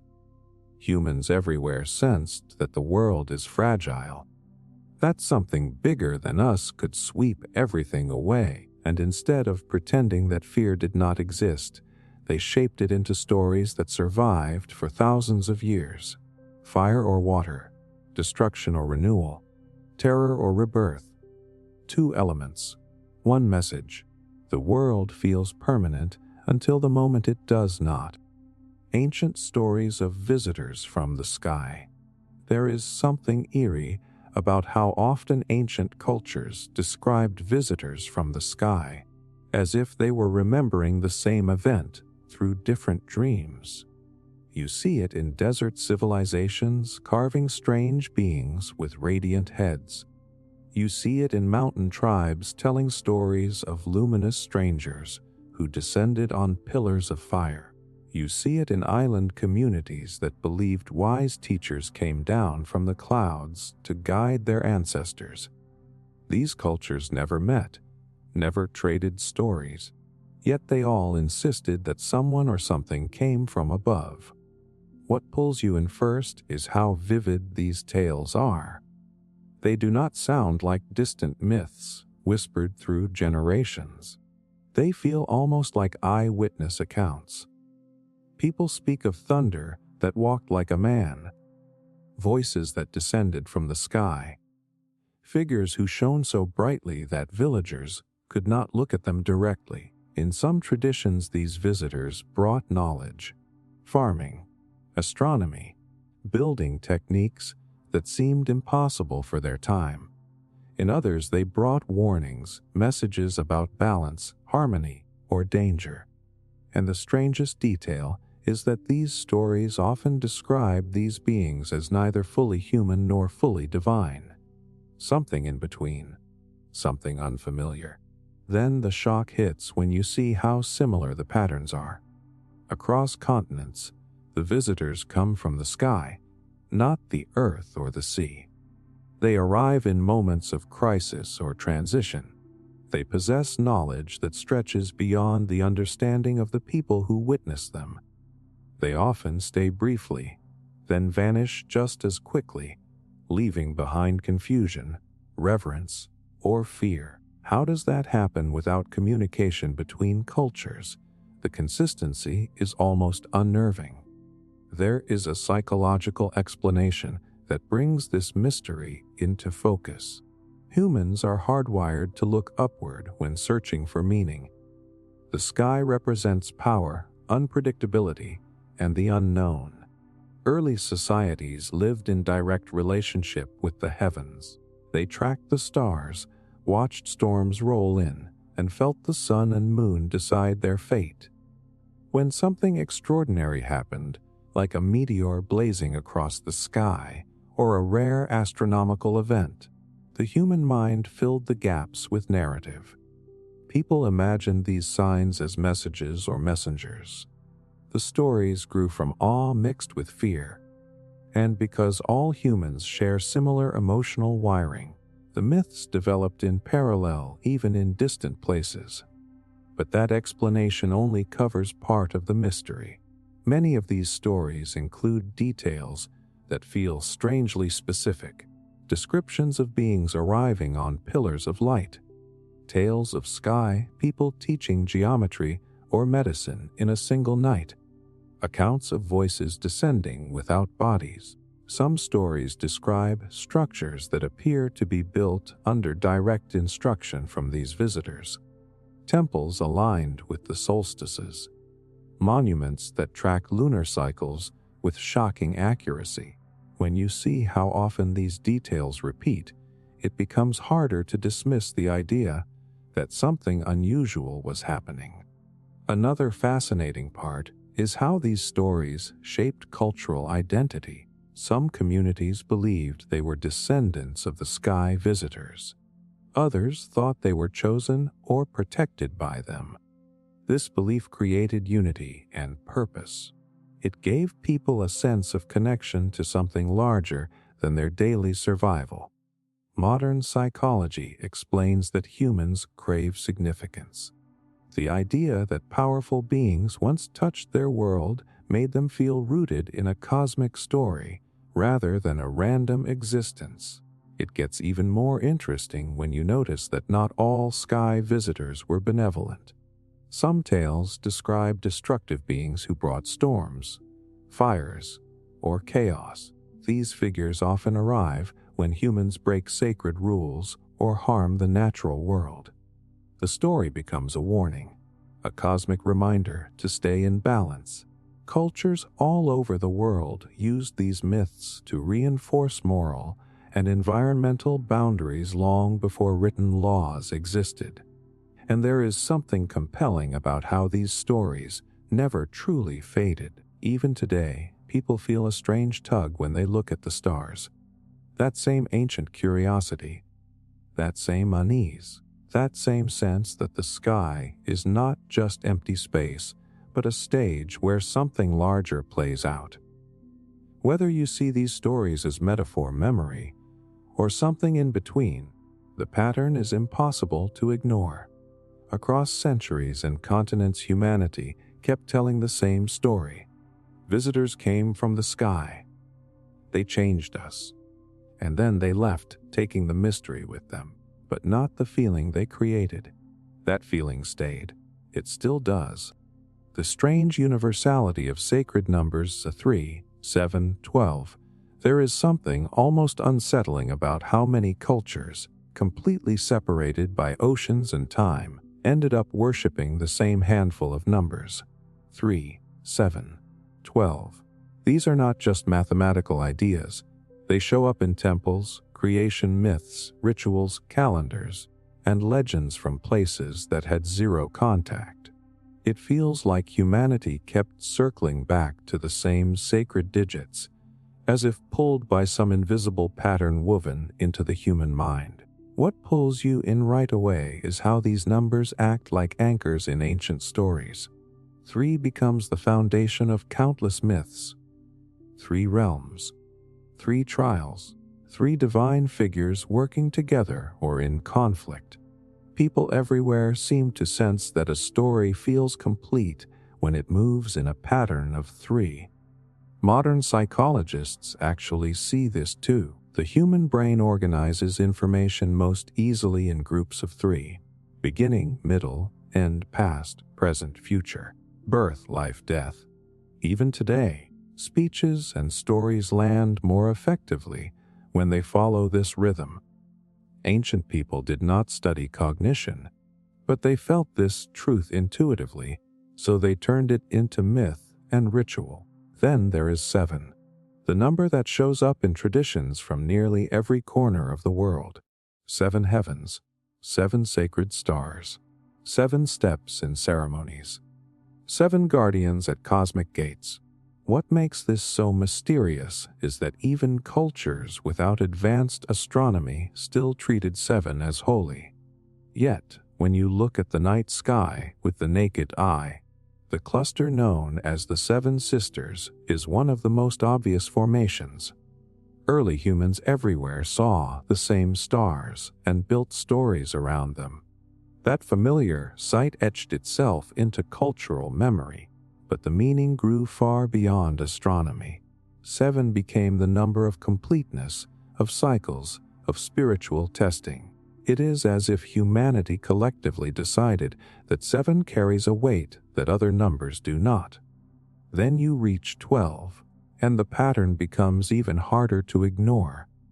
12 months, 12 major gods in multiple mythologies, 12 sacred directions or animal symbols, 12 stages of heroic journeys. This number dominates ancient calendars, temple designs, and seasonal rituals. Some scholars believe early agricultural societies settled on 12 because they tracked lunar cycles, which fit most closely into sets of 12 during a year. But that does not explain why societies with different timekeeping systems still treated 12 as powerful. Even desert nomads, mountain clans, and island cultures repeated this same number. It was treated not just as a way to count, but as a symbol of cosmic order. The shock comes when you step back and see how these numbers repeat with almost eerie consistency. Different languages, landscapes, and belief systems, yet the same sacred framework. 3 for balance, 7 for mystery, 12 for structure, and none of these groups were exchanging mathematical philosophies or religious texts. They arrived at these meanings independently. There is a psychological layer beneath all of this that helps the mystery make a bit more sense. Humans look for patterns in everything. Our brains try to simplify chaos into shapes, rhythms, and sequences. Certain numbers naturally feel stable or symbolic because of how often they appear in nature or in daily experience. 3 points make the simplest possible structure. 7 stands out in the sky. 12 divides time into manageable pieces. These patterns embed themselves in memory, turning into symbols long before they turned into calendars or doctrines. But the emotional side matters just as much. These numbers made people feel grounded. They provided a sense of order in a world filled with unpredictable storms, shifting seasons, and mysterious forces. Rituals built around 3, 7, or 12 helped communities feel connected to something larger than themselves. These numbers became bridges between the physical world and the spiritual one. And what gives this whole mystery even more weight is that the reverence for these numbers never fully disappeared. Modern stories still use 3 to structure turning points. 7 remains a symbol of luck, destiny, and completeness. 12 shapes everything from clocks to traditions to cosmic storytelling. Even people who do not believe in symbolism feel the pull of these numbers without realizing it. When you look across ancient cultures, it becomes clear that the sacred numbers were not random choices. They were emotional, psychological, and cosmic touchpoints that humanity kept rediscovering. 3, 7. 12. They appear like echoes of something deeper, something universal that early humans sensed long before they understood it. Cultural legends of distant, hidden spirit lands. There is something haunting about how many cultures, living worlds apart, imagine distant spirit lands that lie just beyond the reach of ordinary life. Not heavens and not underworlds, but hidden realms that sit sideways to our own. Places you cannot stumble into casually, but can reach only through ritual, dreams, death, or a moment when the boundary between worlds thins.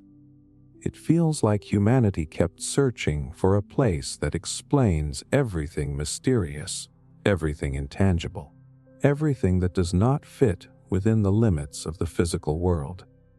What draws you in immediately is how specific these spirit lands are, even though the cultures that created them never met. Island communities describe faraway realms across the ocean where ancestors continue to live in perfect harmony. Mountain tribes imagine hidden valleys where spirits wander freely, invisible to ordinary sight. Forest peoples tell of secret clearings that appear only to those with pure intentions or powerful dreams. These stories are not vague. They are vivid, full of landscapes drenched in color, sound, and meaning. And almost always, these lands exist just out of reach, like a whisper you can almost hear. Then the shock hits when you notice how these lands share the same purpose everywhere. They are places where the normal rules of time and space break down. A moment there can equal a lifetime here. A single encounter can change someone forever. People who return from these spirit realms often come back wiser, weaker, marked, or transformed. And that exact pattern repeats across continents. A hunter follows an animal's tracks too far and steps into a world where spirits speak in riddles.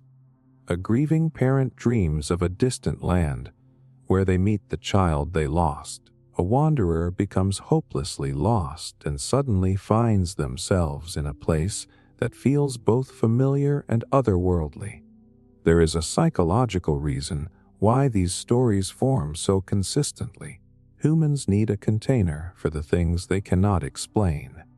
Strange dreams, mystical experiences, moments of intuition, the feeling of being watched, the ache of grief that feels like a presence rather than an absence. Early people did not compartmentalize these experiences the way modern minds do. Instead, they created a landscape that could hold them, a spirit land. A place where every mystery had somewhere to belong. And because human emotion works the same everywhere, the idea emerged again and again without any connection between cultures. But the deeper mystery is how often these spirit lands tie into the idea of transformation. In many traditions, people who enter these realms never return as the same version of themselves. They come back with new wisdom, new burdens, or new clarity. Some come back unable to speak of what they saw. Others become healers or storytellers because of it. These tales reflect something universal about the human psyche.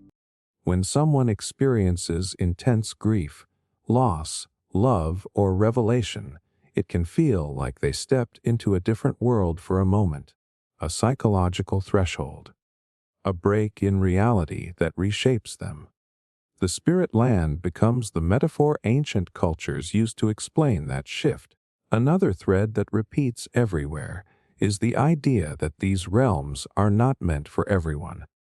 Only the chosen, the brave, the broken, or the deeply spiritual can reach them. Sometimes the door opens by accident. Sometimes it opens because a guide leads the way.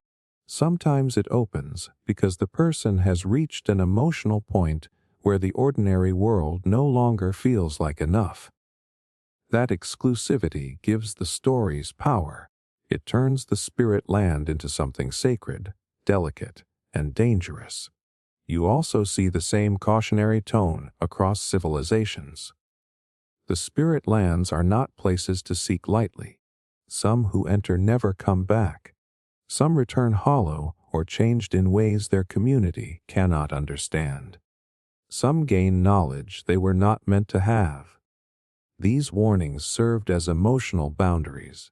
They protected people from wandering too far into forests, mountains, caves, or waters where danger was real but invisible. The myth became a safety net disguised as wonder. And even today, the idea of a hidden spirit world has not faded. People talk about liminal spaces, thin places, altered states, near-death experiences, and dreams that feel more real than life. We still sense that reality has layers, that something exists just beyond what we can touch. We do not call it the same names our ancestors did, but the instinct remains. When you look across these ancient stories, the pattern becomes impossible to dismiss. Humanity kept imagining distant spirit realms because we needed a place to hold the unexplainable, a place where loss could find meaning, a place where transformation could be understood, a place where the invisible world could breathe. Different cultures, different landscapes, same longing for a hidden land just beyond the edge of our own. Mysteries of global shamanistic practices. There is something almost uncanny about how many cultures, across every landscape you can imagine, built their entire spiritual life around a single kind of figure. A shaman, someone who stands halfway between the physical world and the invisible one. Someone who talks to spirits, heals the sick, guides the lost, and protects the community from forces no one else can see. It does not matter if you look at frozen northern plains, equatorial rainforests, grassland nomads, desert tribes, or ancient mountain villages. The pattern is everywhere, and it emerged long before these cultures ever had a chance to influence one another. What pulls you in immediately is how similar the role feels across all these worlds. The shaman is almost always chosen through crisis rather than comfort. Sometimes through a near-death experience. Sometimes through severe illness. Sometimes through visions that terrify the person before they ever understand what they mean. Cultures everywhere believed that someone who has touched the edge of life and returned carries a kind of vision that ordinary people cannot access. Modern psychologists actually see a parallel here. Intense stress or trauma can trigger altered states that shift perception. Ancient communities interpreted that shift as a calling, a transformation, a sign that this person now walks with one foot in each world. Then the shock hits when you notice how nearly identical the rituals are despite vast distances. Drumming that follows a steady, repetitive rhythm to induce a trance. Dancing in circles until the boundaries of the body feel like they melt. Chanting that rises and falls like breathing. Darkness, firelight, or smoke used to blur the senses. These techniques appear in indigenous stories of the Americas, in Siberian traditions, in African spiritual practices, in Pacific Island cultures, and in ancient European customs. All of them developed these methods independently, and modern neuroscience confirms that rhythmic repetition actually shifts brainwave patterns, nudging the mind into altered states. Ancient people figured that out through experience long before science had words for it. But the mystery runs deeper than just the methods. It is the experiences shamans describe. Visions of traveling to other realms, conversations with ancestors, encounters with animal spirits, journeys through sky worlds, underworlds, or dream landscapes. The imagery changes from culture to culture, but the structure remains weirdly constant. A descent into darkness, a confrontation with something powerful, a return with knowledge, healing, or warning. This pattern fits what psychologists call the descent and return cycle, where the mind processes deep emotion through symbolic imagery. But ancient communities turned that process into a sacred responsibility. A shaman goes down so the community does not have to. Another layer that repeats everywhere is the use of natural tools, plants with psychoactive properties, smoke from herbs, stones believed to hold ancestral power, water used to cleanse the spirit, drums carved from sacred animals. None of these cultures shared recipes, yet they instinctively reached for nature as the gateway to the unseen. Modern science explains that many plants do, in fact, alter perception or reduce fear responses. Firelight changes the brain's pattern recognition. Repetitive sound disrupts linear thought.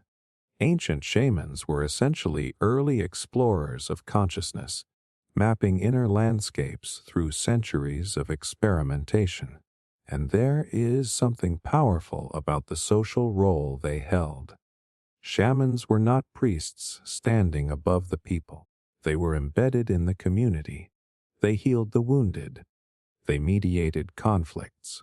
They interpreted dreams. They guided hunters. They soothed grief.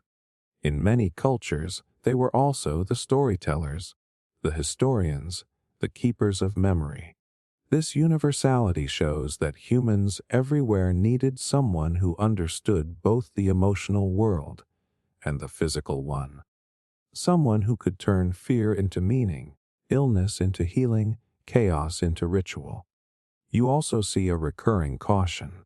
Shamans are respected but often feared. Their abilities are believed to come with a price. Their journeys take a toll. They carry knowledge that isolates them. They walk a path no ordinary person would want. This tension appears in almost every culture's stories.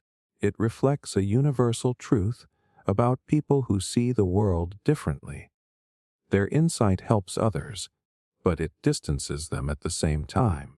What makes this mystery linger even now is that the archetype never disappeared. Modern people still seek guides who can help them navigate the unknown. Therapists, spiritual teachers, intuitive healers, mindfulness leaders. The language changed, but the function is the same. We still look for someone who can walk into the places we fear and come back with clarity. When you step back and look at the pattern across history, it becomes undeniable.